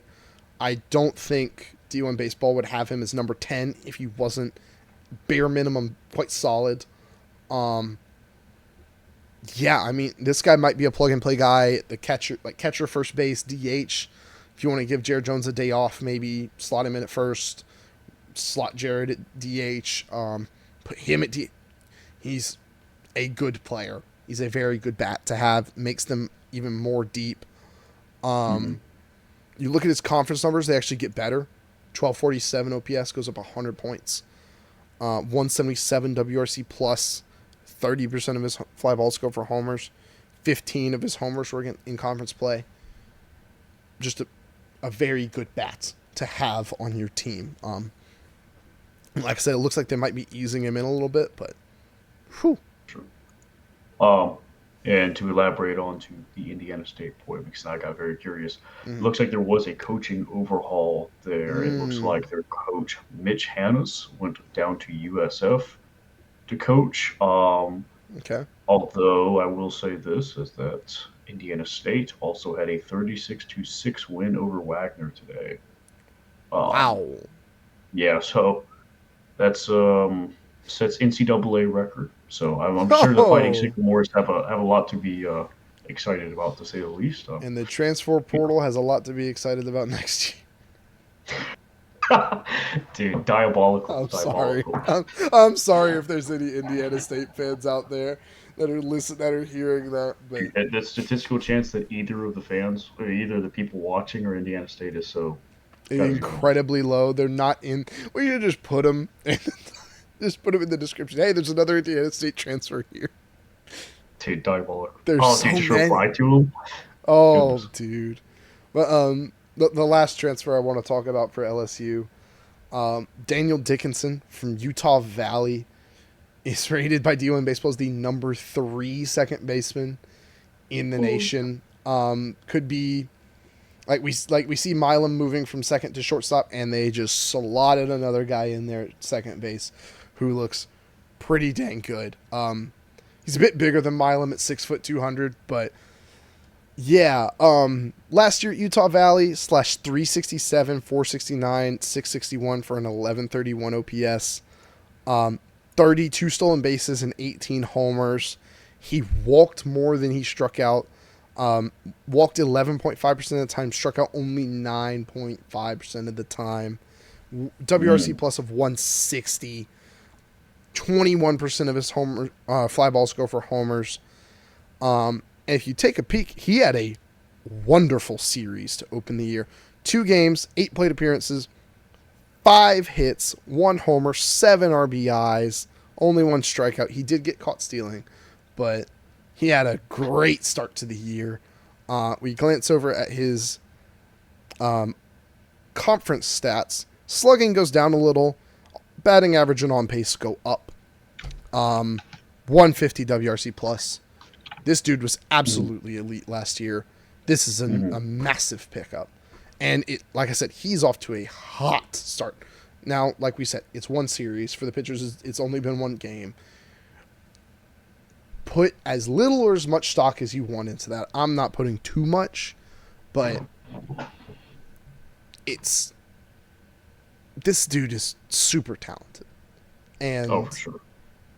for LSU to be like, all right, we already have Stephen Milam in the middle of our infield. Let's just go get another top 5 middle infielder. But like, what? It's yeah. This dude, I think LSU fans are pretty happy about this guy. Oh yeah. Now, the biggest question for LSU this year is they have a massive amount of potential. And a good few of these guys were here for the national championship.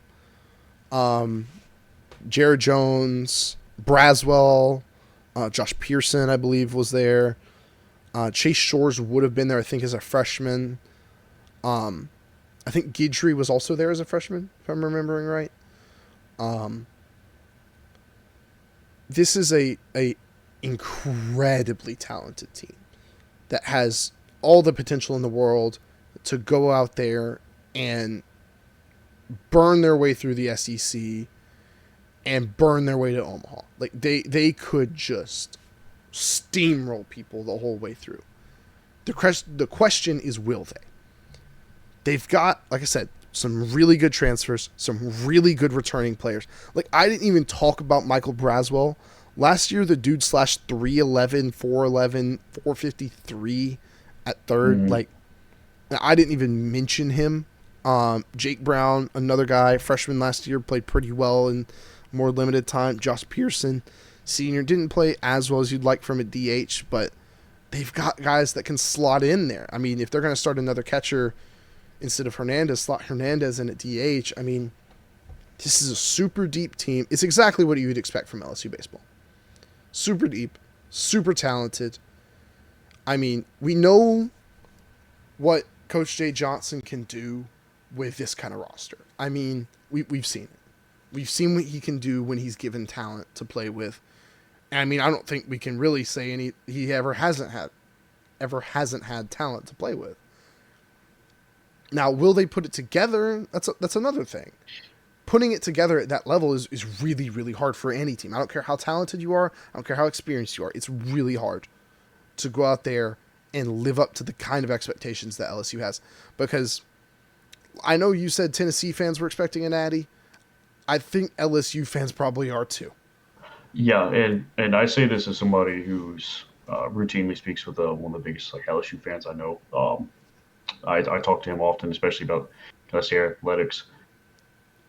they had a fire lit under them after watching Mississippi State and Ole Miss win a national championship. Mm-hmm. That's why they went out. They got Tommy Tanks. They got Paul Skeens. They Yep. assembled the Avengers or the Infinity Stones. Yep. Um, so this is a team that is certainly willing to, you know, just get out there and do whatever it takes to win, Mm-hmm. both on, off the field, and such. So this fan base is hungry. They are never satisfied. They always want more national championships. So Yep. I wholeheartedly agree with that. Tennessee fans, they want it, but they're not obviously not the only people who want it, and Nope. maybe not even want it as bad as these guys do. I mean, Yeah. it's just the way it is. They love baseball down there at Baton Rouge, and yeah, Yeah. I mean, like you said, they call themselves the premier baseball program in the country. Like that, calling yourself that speaks to your expectations, and the expectation every year is Omaha. It's Omaha, and it's probably the final, if not the Natty, yeah. I was every gonna say, yeah, single come back year. with your shield or on it type deal for LSU. Yeah, like, and you were talking about the talent they put together. It's not necessarily the rotation that Arkansas has. It's not that far off, and their lineup, I would say, is a good step better than Arkansas. Um, like they have a great mix of young guys, transfers, experience. This is a really, really, really good team. And if it wasn't for one of the teams above them, I would be talking about them as potentially the favorite. Mm. But yeah, like we said, this is.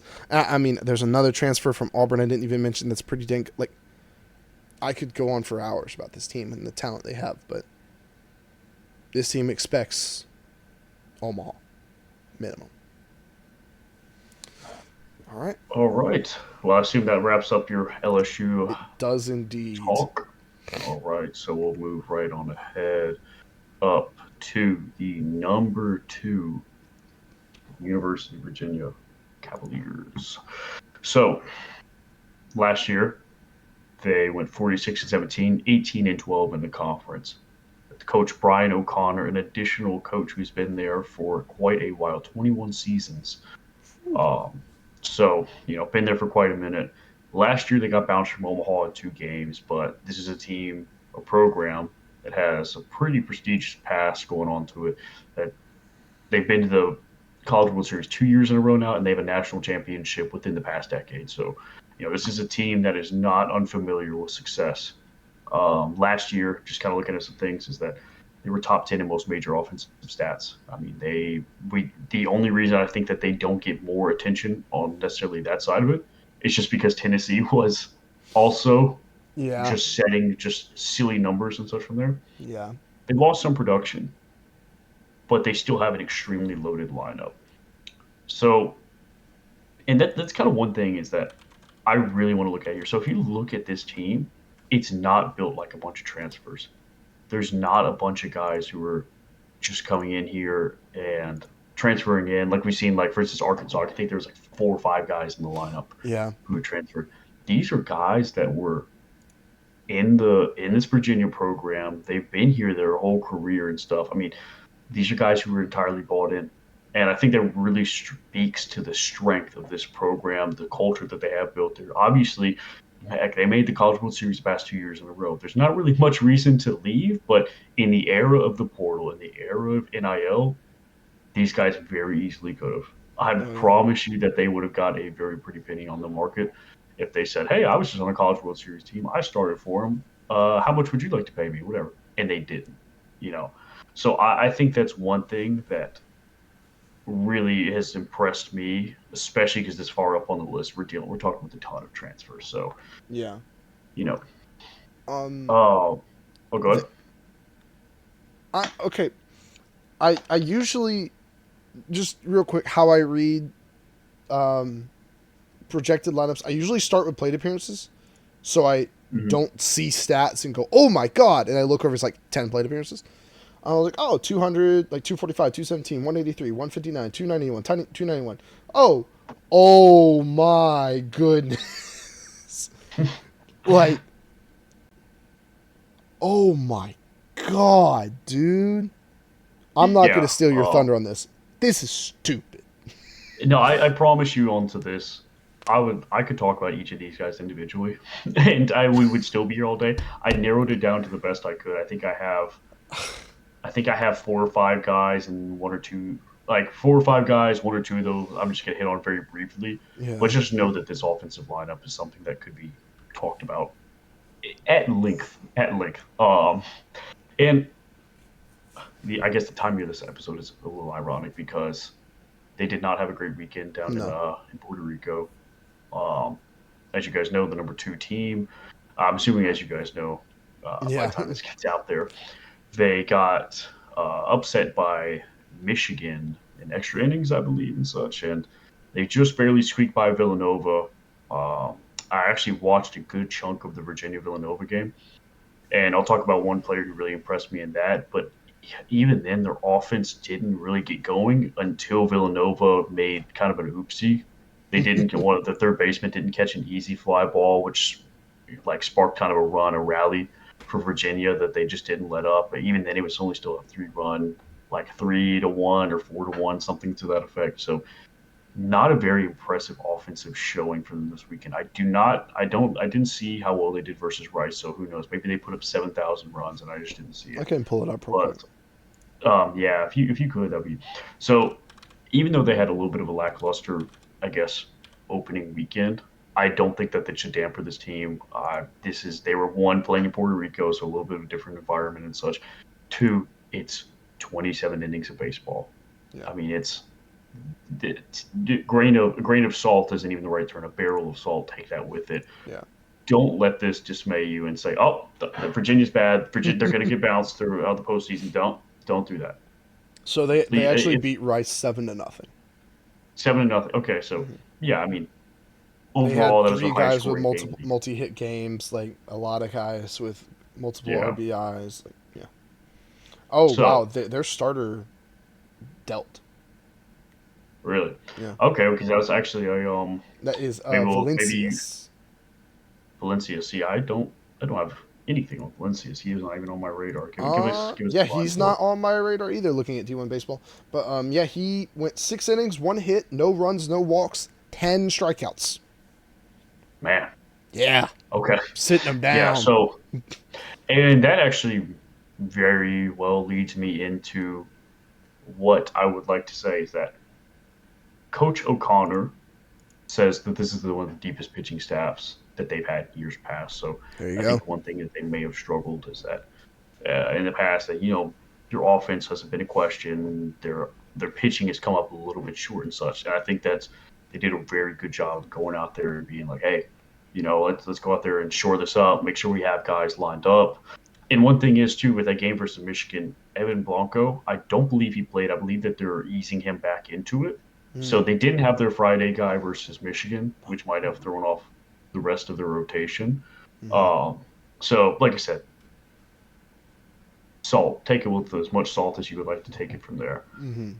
Um, and I think that's pretty much all I have for the general notes. Besides, I literally have a note in here that says, "Was hard picking guys with just a few, just Yeah. picking a few guys, just because there's so many that impressed me."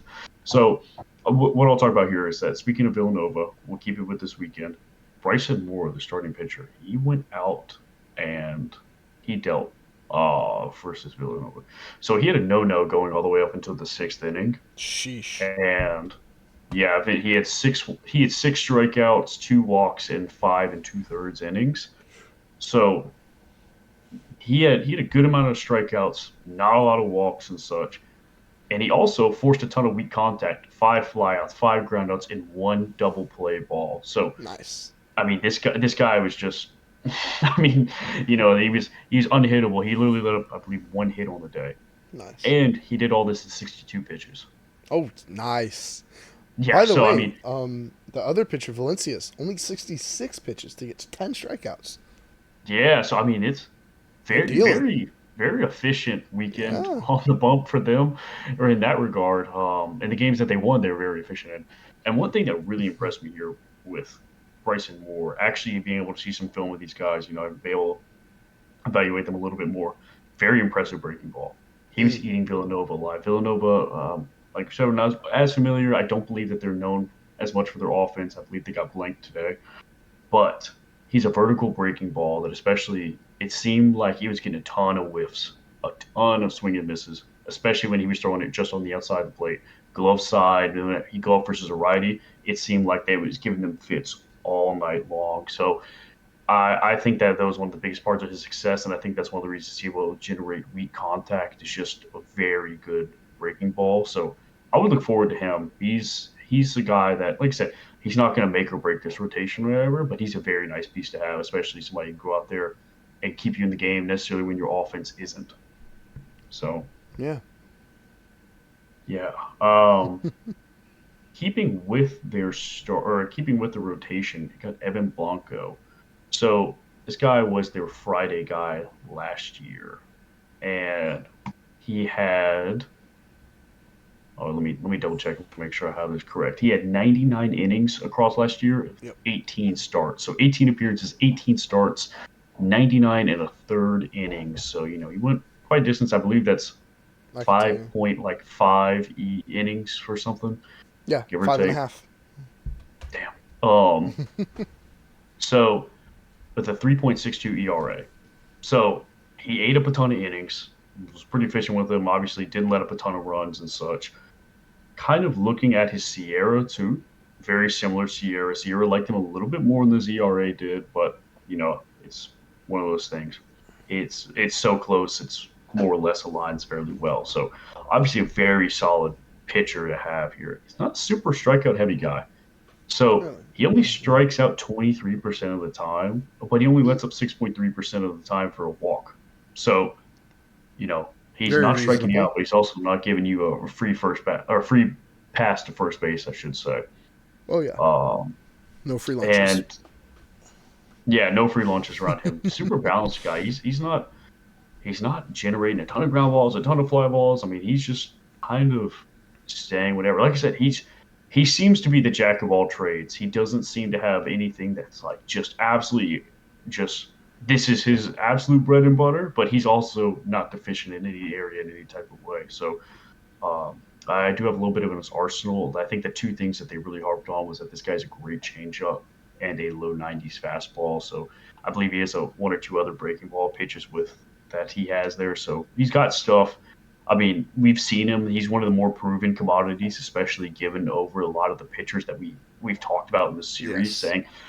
saying hypothetical. Okay, based off these 20 games, whatever. Like for instance, oh gosh, I'm trying to think. I'm about to blank on Tennessee's. It's some Marcus Phillips. That's what it was. Yes. Yes. Marcus Phillips. We were projecting him. He started as a Saturday guy.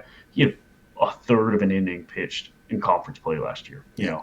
So it's it's one of those things that this is one of the definitely more proven commodities, an absolute innings eater. And let's take a look at his conference stats. His ERA went up slightly, went up by about a run, but his Sierra still was 3.7, so not too different. Uh, and once again, he just very similar numbers, except for the fact that I guess an additional run per game. Do you see anything that's jumping off the sheet for you? I mean, not particularly, like you said, about a strikeout and inning pitched. I mean, 18 starts, 5 innings to start, five and a third, five and two thirds. That's just very, very valuable experience to have. And having that kind of lefty to start your rotation, it's just nice. It's just a very valuable piece to have. I mean, not really much else to say about him. Like you said, his batted ball profile is not super interesting. His advanced stats aren't crazy. He's just good. Yeah, for sure. I think he's a guy that anybody would love to have in the rotation, Oh, just given the fact that absolutely. he's just seems like such a solid piece from there. So um, going on to their lineup a little bit more, hitting on to that. First guy I want to talk about here is Harrison Didewick. So last year, oops, I have all these set from conference from when I was last looking at them. Last year, he tied the Virginia single season home run record with 23 home runs. So, he's mashing that ball a good bit. Oh His yeah. slash lines from last year with 293 batting average, 415 on base, and 644 slug. for an average of 142 WRC plus, and I believe his conference numbers, if I'm not mistaken, are relatively similar. I think that Yeah. he put up Out simply in a center. 139 WRC plus In in center conference. field, too. Yeah, I mean, so it's in 12 home runs in conference, so he almost split that one right down the middle. I mean, this guy is very effective. It seems like it doesn't matter who he's going against. He draws a good amount of strikeout, or I guess he strikes out a good bit, Yeah. 27% of the time in conference play. But he also walks 17.5% of the time. Obviously, you'd love to see that strikeout number come down, but if you're generating that level of walks, you know, Yeah. it's It's fine. it's whatever. But I think that this guy, if especially if the strikeouts can come down some, we're looking at a guy who could have a lot of accolades by the end of this year. For sure. I believe, if I'm not mistaken, Harrison. He also stole Let me 14 double check. bases, which speaks to the Oh, kind I of did speed he not has see on the that. base paths. Like 23 homers, 14 stolen bases. I mean, you're talking about double digits in both in college ball. That's absolutely incredible. Oh, I forgot to mention he was a sophomore when he did this last year. So this Yes. isn't a senior. Uh, Oh yeah. yeah. So for instance, D1 baseball, and I quote, Didovic tied the Virginia single season home record as a sophomore and is still harnessing his mammoth potential. If he can cut down on his swing and miss rate, he can make a run at the Golden Spikes Award. So, Shoo. I mean, that's the kind of potential that people, or I guess the expectations potential that people are putting onto this guy. Like I said, I'm not sure that Virginia's offense is much of a question. Bad timing for that take, I know. But I think that this is going to be one of the guys for this offense. When you sit there and look at the end of it and say, hey, look, um, Virginia has just a gangbusters offense. I think Oh that yeah. this is going to be one of the first names that's going to come out of your mouth. Yeah. You know, Sorry. D1 baseball has him as the number 15 outfielder, right behind one of his oh, teammates, who I'm assuming you're going to talk about. is it Mr. Ford? It is Mr. Ford. I see. Um, I couldn't mention. I could not mention him. There's just no way. His name's One Henry because Ford. yeah, like his name's Henry Ford because of course. He tore us up. If I'm not mistaken. I remember Really? Oh laughing. no. Because we actually played. We being Mississippi State played Virginia in the regional last year, and I'm Yes, we not. did. I was like, haha, Henry Ford, and then I'm pretty sure he mashed versus us, if I'm not mistaken, because I remember that name. Whenever I looked at it, I was like, God damn. So, anyways, just looking at it a little bit here. Last year, as a freshman, 336 batting average, 409 on base, 597 slug, good enough for a 132 WRC plus, and once again, almost identical numbers in conference play. I mean, these Yeah. that's a kind of a theme for a lot of these Virginia hitters. In fact, he got better in conference play. Let's see, Shoo. 137 WRC plus. So it's one of those things with these Virginia hitters, man. They seem to do it against pretty much everybody, whether it be, you know, I don't know. It's they have an insane firepower offense. Oh yeah. He's a freshman All American last year. He had 17 homers as a freshman. Um, Once again, strikeout percentage, if that could come down a touch, he's in the exact same camp as Harrison Didowick. It's almost it's a very it's almost the exact same analysis as we did for Harrison Didowick. It's a guy crazy good numbers, did the same thing in conference play, crazy number of home runs. If he could get that strikeout number down, I mean, yeah, it's the exact same analysis. Once again, if Virginia's offense is going, this is going to be one of the reasons why uh, 11 home runs in conference play as a freshman. I mean that should be that's a body of work in and of itself. That's extremely impressive. The only knock on him is that it looks like in conference play did not hit a lot of line drives, 11.2%. So everything Okay. was either a ground ball or a fly ball, and that's nitpicking on a molecular level. Once Oh again, yeah.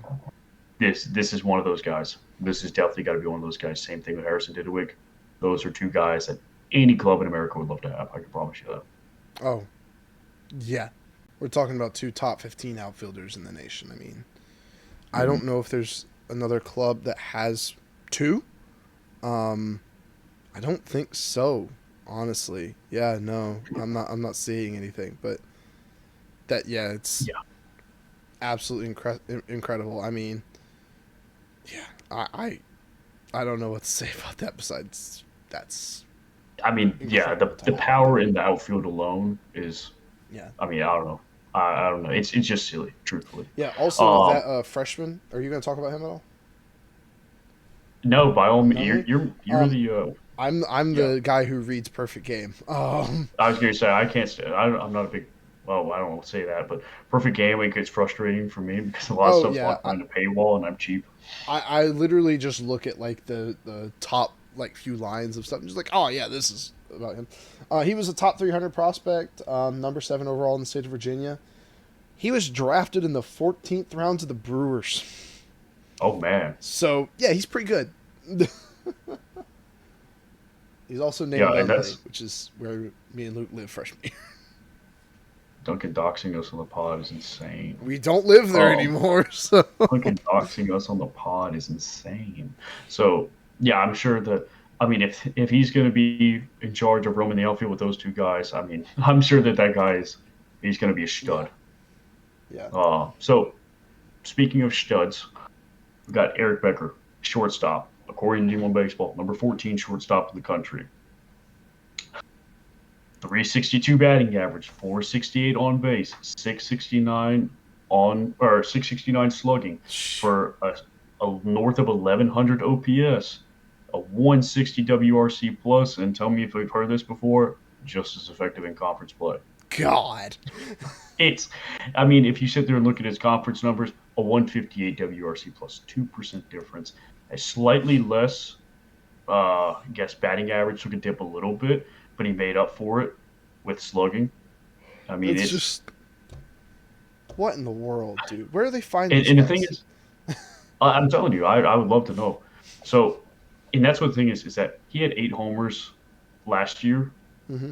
but he did that in 159 plate appearances. 6 of them came in conference. So he had 75 plate appearances, 6 home runs. Oh my So, God. I mean, yeah, this guy's mashing at the shortstop position. Absolutely As a mashing. freshman. Oh, yeah. I mean, it's ridiculous. It is so silly. It's so silly what these guys have. Um, and I think that given this role, he's going to step up. I mean, it's just, I don't know. Once again, the analysis for all 3 of these players is the exact same. Yeah. Very elite numbers, just as good in conference play. If Virginia's offense is going, these are going to be the reason why. Bump, bump, bump, bump, check, check, check, check, check. Boom. I mean, that just plain and simple. They have a firepower offense. Their pitching is pretty doggone good. It looks like there's still a few question marks that they have regarding it about, you know, actually, no. I mean, let me see here and look. I think Matt Augustin, he's one of the best relievers in the country. Um, there might be a handful of questions just given the fact that they have a two-way player, Chris Arroyo. Ooh. Um, and yeah, seeing how well he's going to be fitting on into this rotation, if they're going to keep him as a position player, they're going to do this, that, and the other. But either way, I see no reason as to why this team doesn't have a very successful season.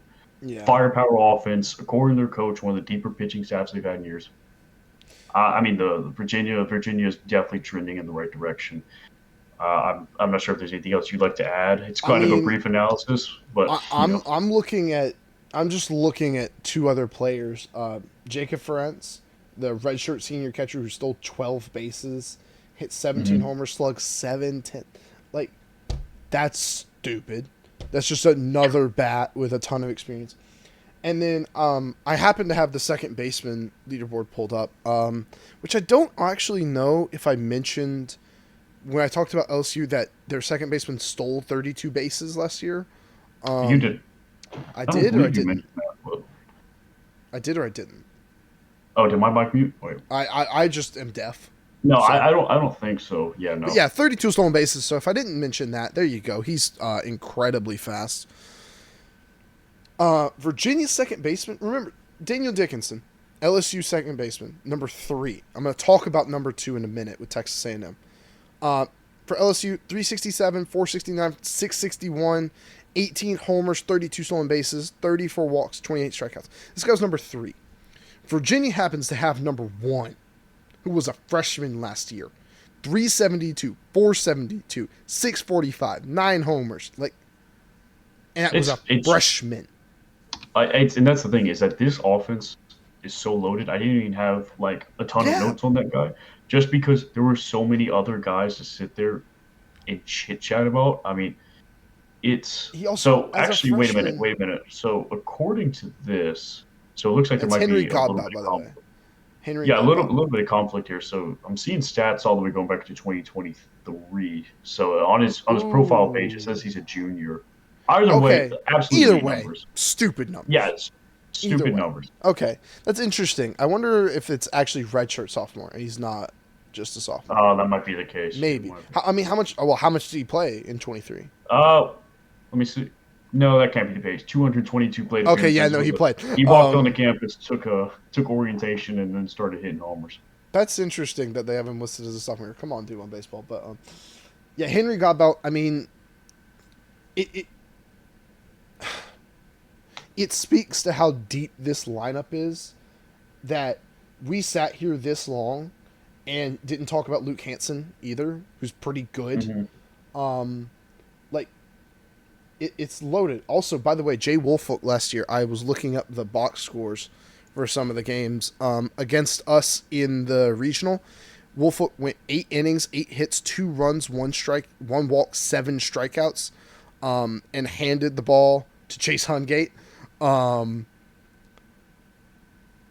yeah, Yeah, Chase Hungate. yeah, it says Chase Hungate right there. Mm-hmm. But Oh, you know what? Yeah, I think you're right. Chase Hungate. I think I made a mistake earlier. He did not come from Indiana State. He came from Virginia. Yeah, I think that that would is make correct. sense. But My apologies for earlier in the pod when I I misspoke mean, there. like, by the way, in that game, Didawick was 0 for 3, Godbout was 0 for 4, and they still had 10 hits. Like, this lineup is so incredibly deep. I mean, yeah, that's it. Really is. I don't know. I have tremendous expectations for this squad this year. Yeah. The fans must have. I couldn't imagine the expectations that are placed on these Oh guys this my. year. Yeah. And like I said, don't don't don't put too much stock in this past weekend. No. I would I would No. need to see a far greater body of work to sit there and say, oh, whatever. I don't think you when you have talent like this, it doesn't stay down for long. So I don't No. know. I mean, Yeah. that's just my opinion on the matter. Yes. Luke texted me. I think it was Friday night, or was it yesterday? You texted me that Virginia was on Universal Fraud Watch, and then they went out and Dude, 7-0'd Rice today, and they yeah, beat no, because the Nova in thing that extra. was Yeah. I was watching the Villanova game and it was 1-1 Ah. going into like the sixth, seventh inning, and then Yeah. like I had that game, and I didn't pay as much attention. Once Virginia got up, I flipped it onto the Four Nations hockey game, and I Oh, had it hey, up. USA baby. Yeah. Um.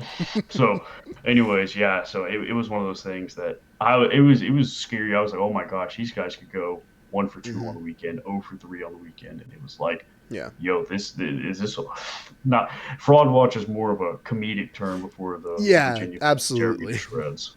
You Yeah.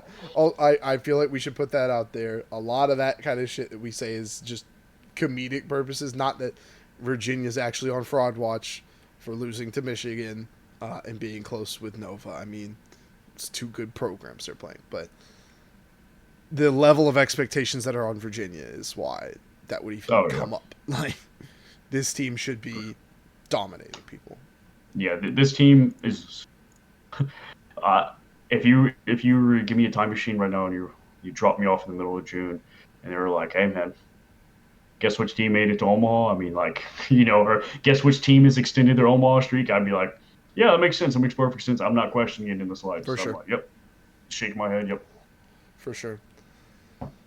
All right. Are we ready to move on to number 1? Yeah, I don't think I can sit here and say how insane Virginia is for 30 Yeah, more minutes as they're. much as I would like to. Yeah, no, I could sit there and read Virginia stats all day. I mean, I knew they were good. I didn't know it was that. Yeah, my apology. I wasn't familiar with your I game. was not familiar with your game, Virginia. However, we now get to talk about the number one in the land, Texas A&M Aggies. And the usually bit of behind the scenes when I write my notes, I write a little history portion, records, Omaha, stuff like that.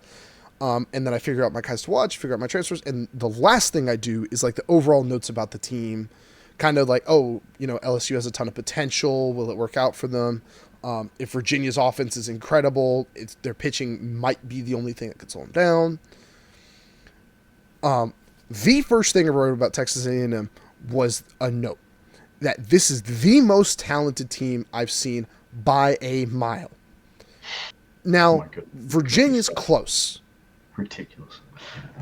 Or are you looking at their lineup? Yeah, it is preposterous.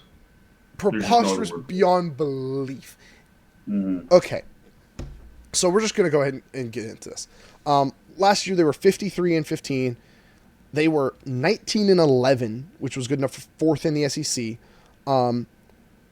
You may remember back to when we were talking about Texas. Coach Jim Schlossnagle left them the day after they lost in Omaha to Tennessee with a preposterous quote the day before. Actually, I can find it. I think that's more of a diabolical quote. Diabolical, not preposterous. You are absolutely correct.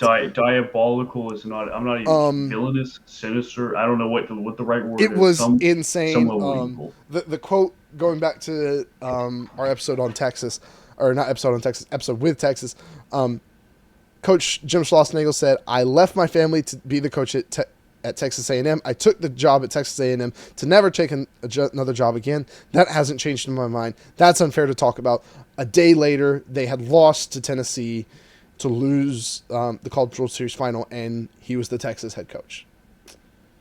So this team has for a number one team in the land, about as big of a chip on your shoulder as you can have.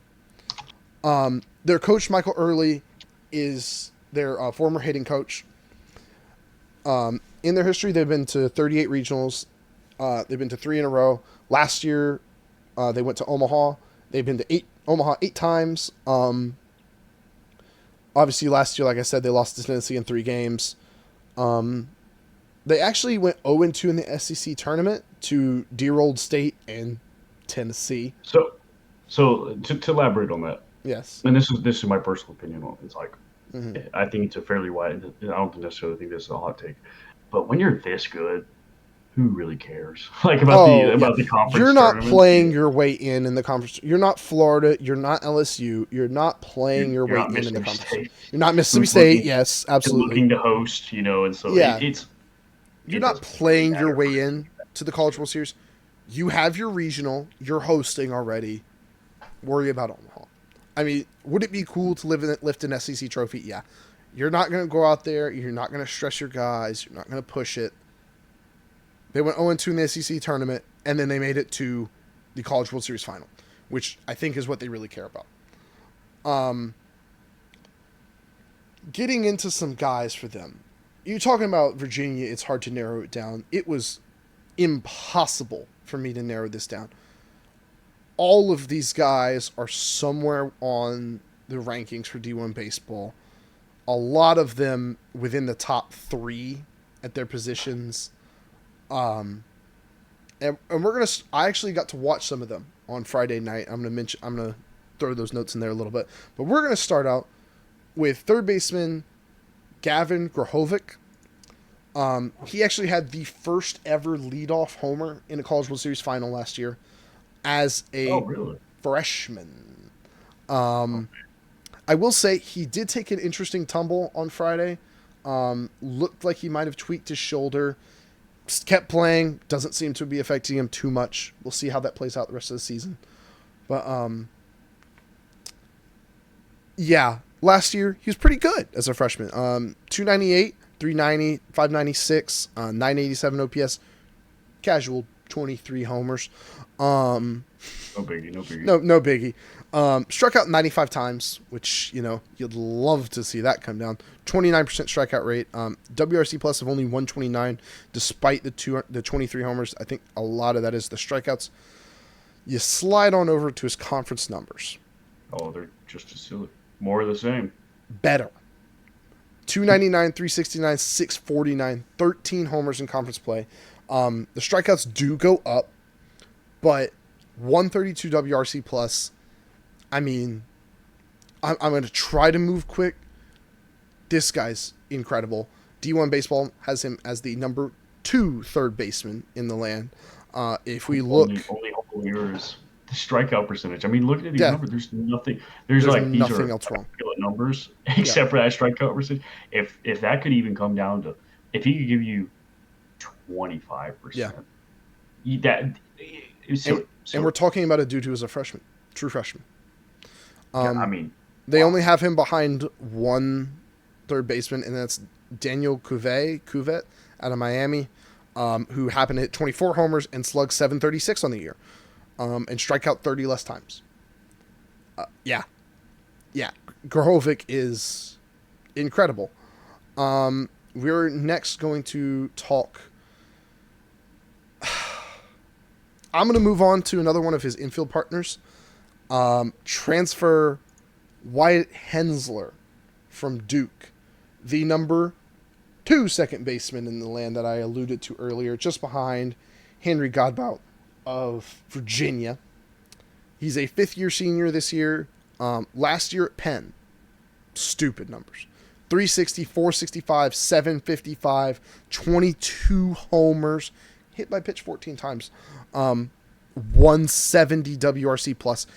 He walked and struck out exactly the same amount, 28 times each, put the ball in play a ton. 30% of his fly balls went for homers. You cannot overstate how good this guy was last year. He was absolutely incredible. We talk about positions where you don't necessarily expect a ton of power, a ton of bat. Second base is one of those. The joke is that it's always the smallest guy on the team. Well, Hensler's 6'1", 215 and hit 22 homers. There's nothing small about this guy. This guy crushes baseballs for fun. Well, it looks like he's in the hot corner for the majority of his career, and he got moved over in Oh, second yes, base. sorry. Second base Yeah, because of Grahovic.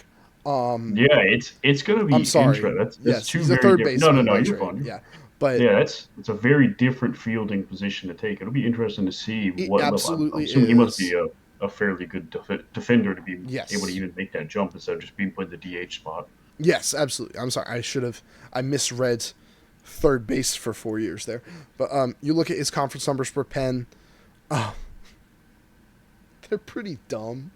Last year, 429, 559, 917 for a 1475 OPS, 11 homers, walked more than he struck out in conference play. Do you have his conference numbers pulled up? Yeah, Yeah, WRC plus I of thought it was a 218. typo. Yeah, and I mean, obviously the conference opinion isn't not Not the it's most not the elite ever, SEC. but it's not the ACC. It's not whatever. However, I mean, doing this at any level of baseball is tremendous. I mean, the Ivy Purely, leagues, you know, yeah. it is what it is. However, let's not act like there aren't guys out there who can play in the Ivy League. Oh yeah, There's some we've guys. seen quite a few guys out of the Ivies that have come out. Yeah, there was a And Harvard transfer we covered fairly recently. Two Harvard transfers to, I believe, I was going Duke. to say, yeah, It was smart guys. I can tell you. Oh God, I forgot how far Duke was up my list. Ben Rounds and Berger. I think it was Jake Berger, but Jake Berger. I think that was his name. Isn't But that a movie for real?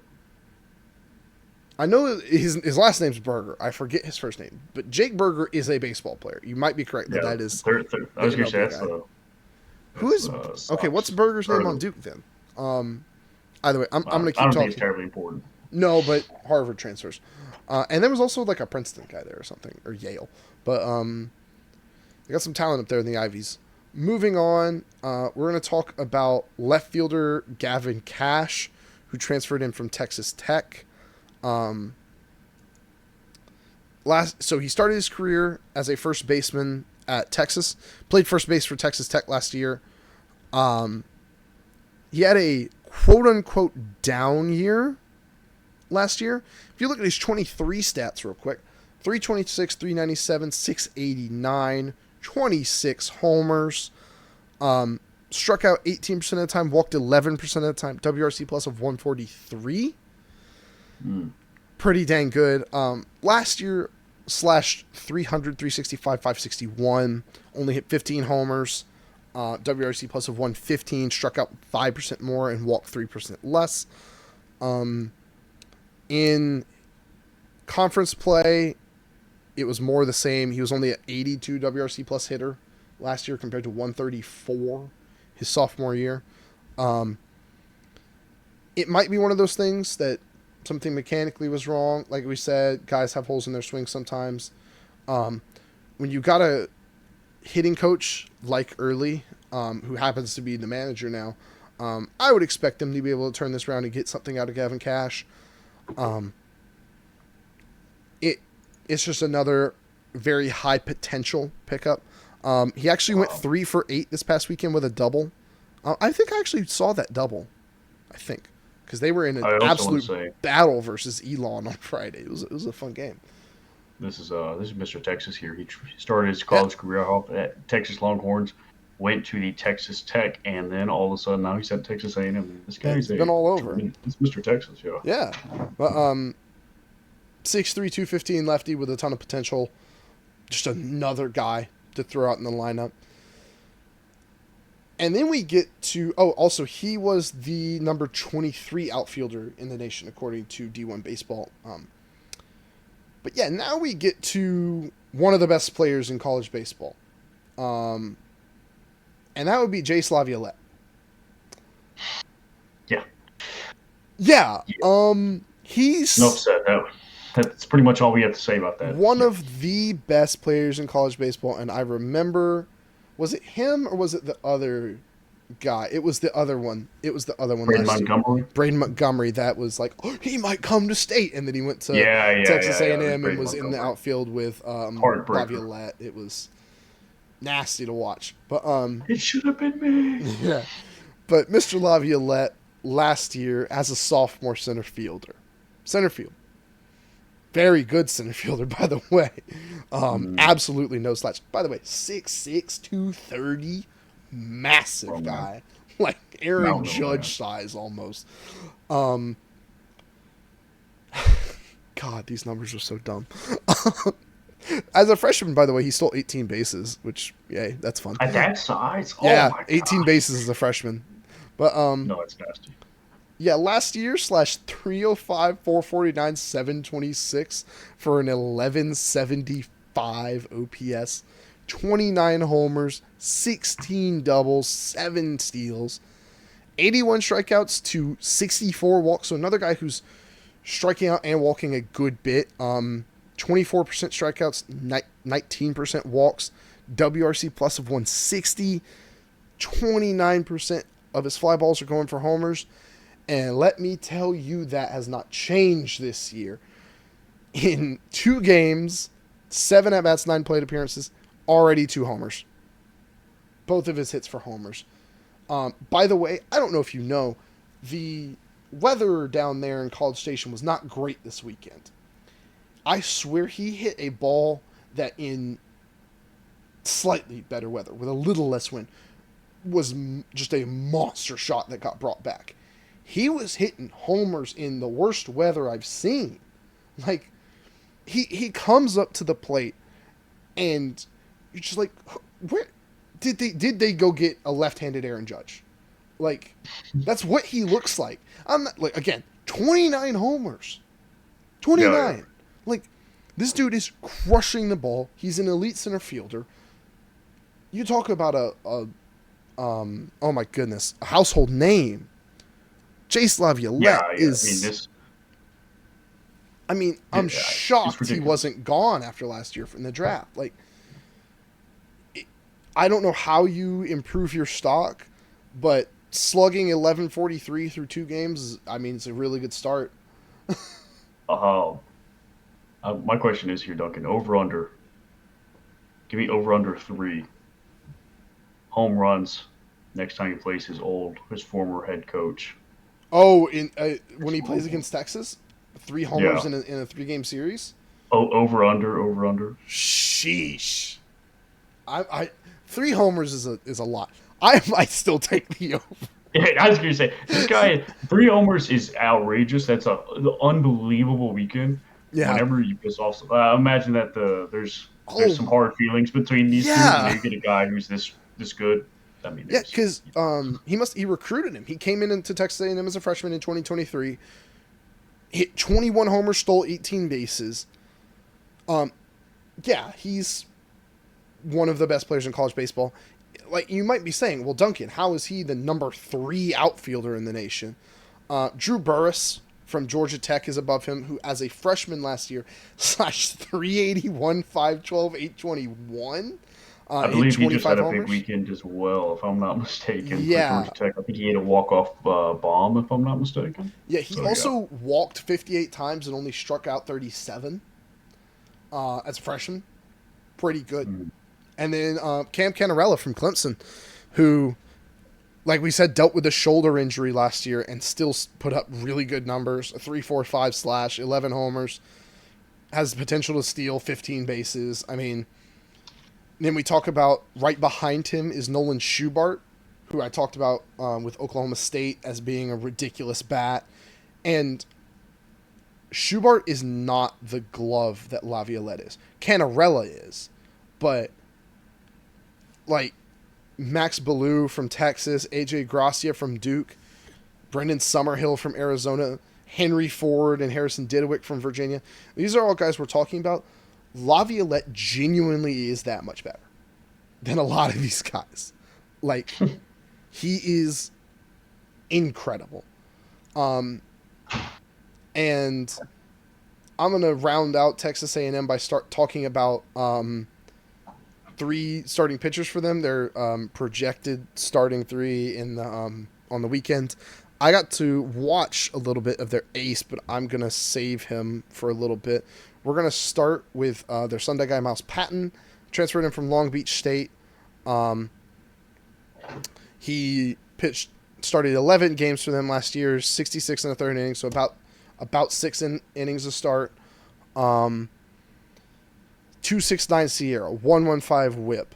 Struck people out almost 30% of the time, only walked him 8.5% of the time. 3.26 ERA. Like, this dude as a sophomore was very good for Long Beach State, and he hasn't pitched yet for Texas A&M. I don't know why that would be. He might, like I said, he's their Sunday guy. It seems like they rested a lot of their guys on Sunday because they were already up 2-0 in the series versus Elon. They might have a pretty big midweek coming up. I'll check their schedule That's real quick true. and see. They might have something coming up like that. But he projects to be a very good, Sunday guy for them. Again, I think I said his name.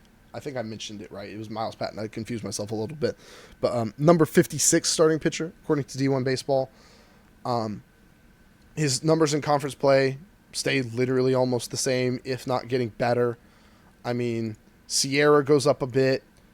Whip stays right at the same. Strikeouts go down a little bit. Walks stay right at the same. I mean, he's pretty dang good. Did you have their schedule? Yeah, I don't see anybody up there who would. I mean, they play McNeese State on Tuesday. I don't think they're saving them for that, but Yeah, I mean, who knows?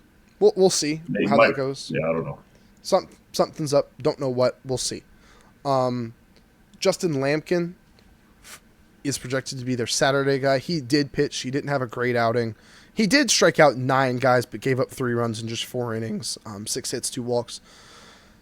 Last year, started 16 games, 65 and 2/3 innings, which was about 3 1/3 innings per appearance because he appeared in 19 games. His problem appeared to be homers. Only gave up only 37.8% of his batted balls were fly balls. 17% of those went for homers. So that appears to be his problem. He does strike guys out 30% of the time, only walks them 7.6% of the time. So this could be another situation like I talked about with, oh my goodness. Which one was it? I think it was Zach Root. Or no, Gage Wood, sorry. Throwing in the zone a little too much. Trying to just gun guys down with elite stuff. Still a 131 whip and a 2.45 Sierra while giving up a pretty good chunk of home runs. People were slugging over 400 against him. Um, you'd like to see him bring it down, but still a very good option for Saturday. He's the number 31 starting pitcher, according to D1 Baseball. And then the guy that I watched pitch on Friday night, who pitched an absolute gem, 5 innings, 1 hit, 2 walks, 8 strikeouts. I don't think he threw a pitch over 92 miles an hour. Really? Really. Ryan Prager, the number 3 starting pitcher, according to D1 Baseball, behind Jamie Arnold and Tyler Bremner. He's the second best lefty, I believe, to Arnold, right? If I pull that back up. Yeah, Arnold is another lefty. But Prager was very good last year. Very, very good. 19 starts, 97 and 2/3 innings. He did pitch a complete game shutout at one point. If we look at that, that is, oh my goodness, about 5 1/3 innings per start. This is his second year back from UCL surgery, so I think he got eased in a little last year. But I mean, Eased in a little, still pitched 100 innings. Yeah, That's crazy. yeah. Crazy. 9-1 last year to a 2.95 ERA, 105 WHIP. 31% of the time he's striking people out. 5% of the time he's walking them. Man. Oh my goodness. I didn't even see. I was looking at all the other numbers. I literally skipped right past that. Yeah. That's insane. 124 strikeouts to just 20 walks in 97 and 2/3. His whip was 105, Sierra 216. We look at his conference numbers, 64 strikeouts to 10 walks. The other numbers are so insane that you just breeze past a 216 Sierra. Oh, it's yeah, like sorry. That's how insane these guys are. No, it's insane these numbers are. It's like, oh yeah, 216 Sierra, whatever. It's like, dude, no. Like, yeah, insane numbers. By the way, his complete game shutout was in conference play. Really? Yeah, his strikeouts go down about 1%. Walks also go down about 0.5%, from 5 to 4.5. 113 WHIP, 3.57 ERA, 2.35 Sierra. 83% of the time he's leaving people on base. 38% of his batted balls go for fly balls. 16% go for homers. I mean, if there's one thing you're going to look at, it's that and say, hey, how do you improve on being the number 3 starting pitcher according to D1 Baseball? You do something with that. I mean, when I went in to watch his start on Friday, because I made a point to go watch this because I wanted to see this because I knew I was going to talk about him a good bit. I was expecting, big lefty. I mean, mid-90s at least on the fastball. He's got kind of a funky delivery. It's good deception.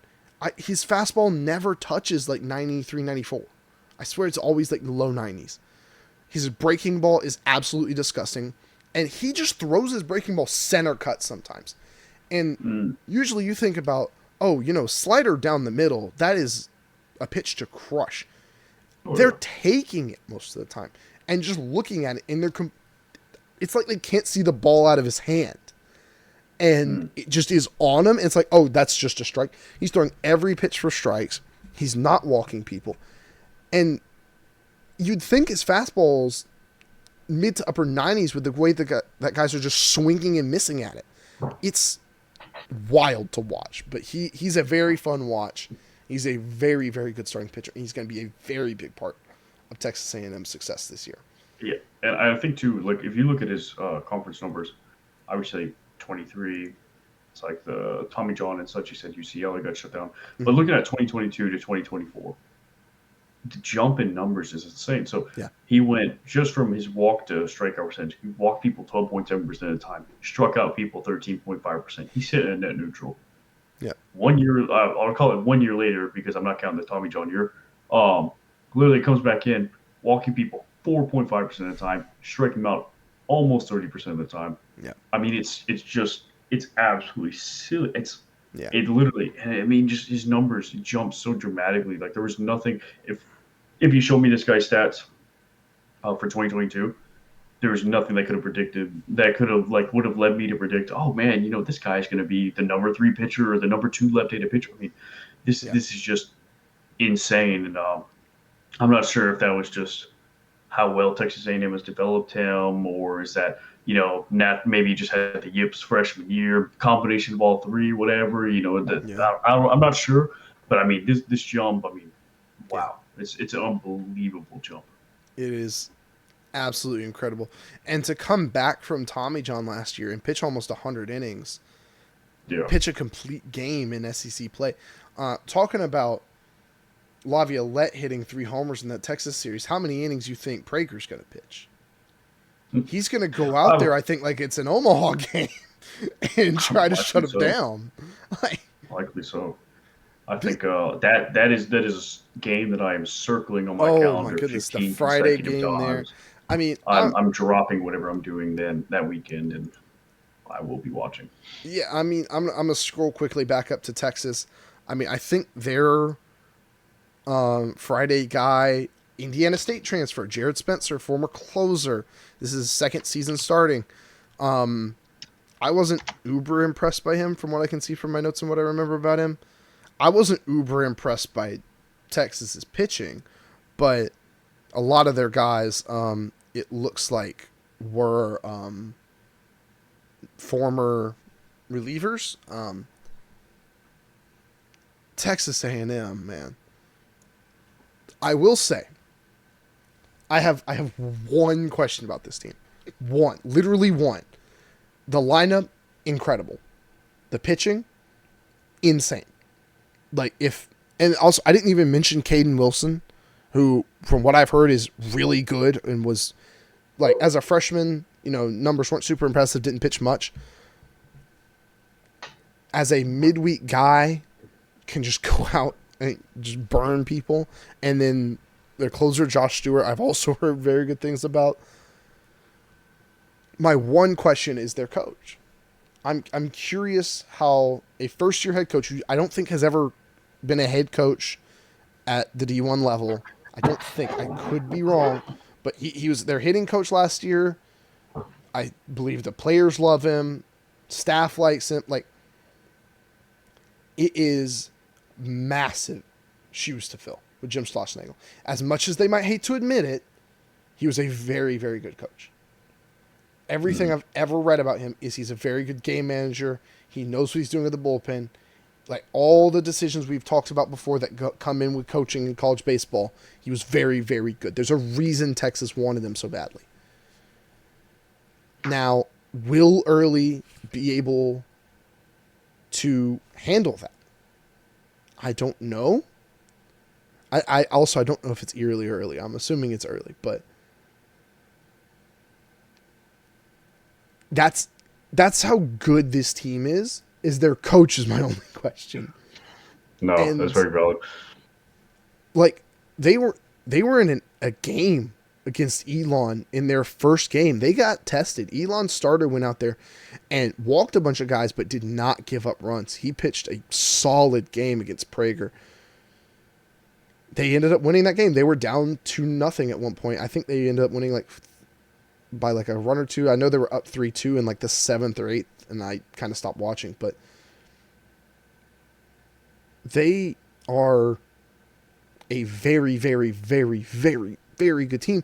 And they're part of the reason that with a lot of these other teams, this is the yardstick. This is what you have to go Mm-hmm. out and beat in Omaha. This is what LSU and Tennessee and Mississippi State and Texas and all the SEC teams have to beat. This is it. Oh yeah. Like, I was incredibly impressed by Virginia's lineup. They don't have Ryan Prager. Like, Blanco looks very good. He's not a top 5 pitcher in college baseball.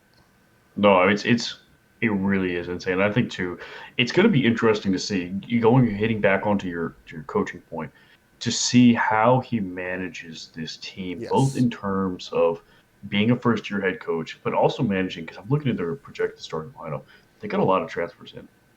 Yeah, I'm 4. interested to see Oh yeah, I didn't even. how well he can really like, I guess, bring these guys into the fold, bring them into the culture. I guess perpetuate whatever winning culture and such they had. The reason Yeah. that these guys, I mean, I'm sure there's a reason that these guys absolutely love him so much. Yeah. Um, is this going to be like I guess, oh gosh, why am I blanking? I way past my bedtime. That's what I'm thinking. Marcus Freeman at Notre Dame and Brian Brian Kelly. Is Kelly. this one of those situations, or is this a situation like a it's like Arnett? Mm. So it's going to be Yeah. interesting to see. Obviously, a lot of people debate the roles in which a baseball coach how they impact the game directly, but either way, there is still some direct impact on the game, and especially direct impact on program building, especially at the collegiate Yes. level. So it's going to be interesting to see what it's like for this guy to take the reins. Clearly, the players believe in him. Clearly, the administration believes in him. Yeah. Like you said, I think that's a great question. That's a question mark that I think anybody should reasonably have. Yeah. And looking at the rest of this team, there's pretty much no other question marks to have. Yeah. That was my thing. I usually like you said, we nitpick at every little thing we can find to find something to ask a question about. With a lot of these very good teams, it's hard to find things to ask questions about. And when you look up and down this Texas A&M lineup, I mean, not even all of these guys played this past weekend. I don't think Bear Harrison played this past weekend. It didn't matter. This team is so deep. They're so talented. Really, the only question you can have is the coach. And it is a massive weight on his shoulders. Last year, you were just in the College World Series final and a game away from winning. Like, you have so much to prove. You have more to prove than a lot of these guys on this lineup and this pitching staff. We know Oh how yeah, good they are. We know how good Laviolette and Prager are. They got to go out and do it again. Yeah, absolutely. But we don't know how he's going to handle the bullpen. We don't know how you're going to be able to handle this talented of a team with 4 transfers in the starting lineup and a transfer in the weekend rotation. And, will he be able to keep up the momentum of getting guys like Laviolette, getting guys like Grahovic to come to this team as freshmen and, hang around? It's going to be interesting. It's almost a future thing because this year it's one of those things of, like I said, like I said with LSU, the team is almost too talented to fail. yeah, Like, this is the LA Dodgers of college baseball. Like, this team is ridiculous up and down, and we'll see how it goes. There's not much else to say. I think this is going to take the cake for our longest episode, which makes absolute sense. So we've had a yeah, ton of incredibly yeah. talented We're players and probably teams sitting to at what, talk like about. 3 hours, give or take. 242. So not Okay, quite, so it's right but around there, right yeah. around there. But Oh, yeah, to round us out, I mean, these top 5 teams, if they're not in Omaha, they're disappointing. All of these teams have very big expectations this year. Like you said, the Tennessee fans expect another natty. Texas A&M expects to be right back there. Virginia expects to be right back there. Like, all of these teams want to be right back on top, and they've all been there. Like, if we look back at 24, I mean, Tennessee, Virginia, and Texas A&M were all there. Arkansas hosted, and then LSU was a game away from getting to the Super Regionals. All of these teams have massive expectations, massive pressure on these players, but these are the top 5 teams in the nation for very, very good reason. for sure. So, all right. Well, I think that pretty much concludes our as preseason top We were 25. close. Yeah, it's very close, unfortunately. Like you said, despite being professional podcasters, We have it's jobs a and little hard to fit lives. this in and schedule. Yeah, so one of those things. So, anyways, kind of what this is going to look like going forward. Later on in the week, we're going to record kind of reaction video talking about, hey, look, this is what we like. this is what we saw from this past weekend. Highlight a few different games that we thought were interesting, a few different players we know and such. And then probably what on Thursday you I say believe we're going to try and Thursday, try to put it out Thursday night, early Friday morning. yeah, Thursday. So try and record. We're gonna pick a few series that we think are really interesting coming into this I guess the weekend and such. We're gonna go ahead and look at those and just give our thoughts, give our predictions, something like that. Yeah. So hopefully going forward it'll be a little bit less, I guess, guesswork and not dealing as much with hypotheticals. It might be hopefully we'll be dealing a lot more solid stuff. Yeah. And yeah, We'll get to see so these I guys think actually play and not read about them on paper. I know it's sometimes I would read about these guys and like a day later I'm like, wait a minute, who is this guy? And like I Yeah, got there, but it's like if you tough. ask me about, I watched a bunch of games this weekend. I was like, oh yeah, I remember like the Georgia Tech. He hit the walker. It's so much Yeah. easier to remember these guys once you actually see them play. So, Yeah. anyways, all that being said, thank you guys so much for Yeah. checking it out. Let us know in the comments below if there's any comments you have about the team, the format of the show, anything like that. And we appreciate you guys so much. Thank Yeah. you. Thanks for watching.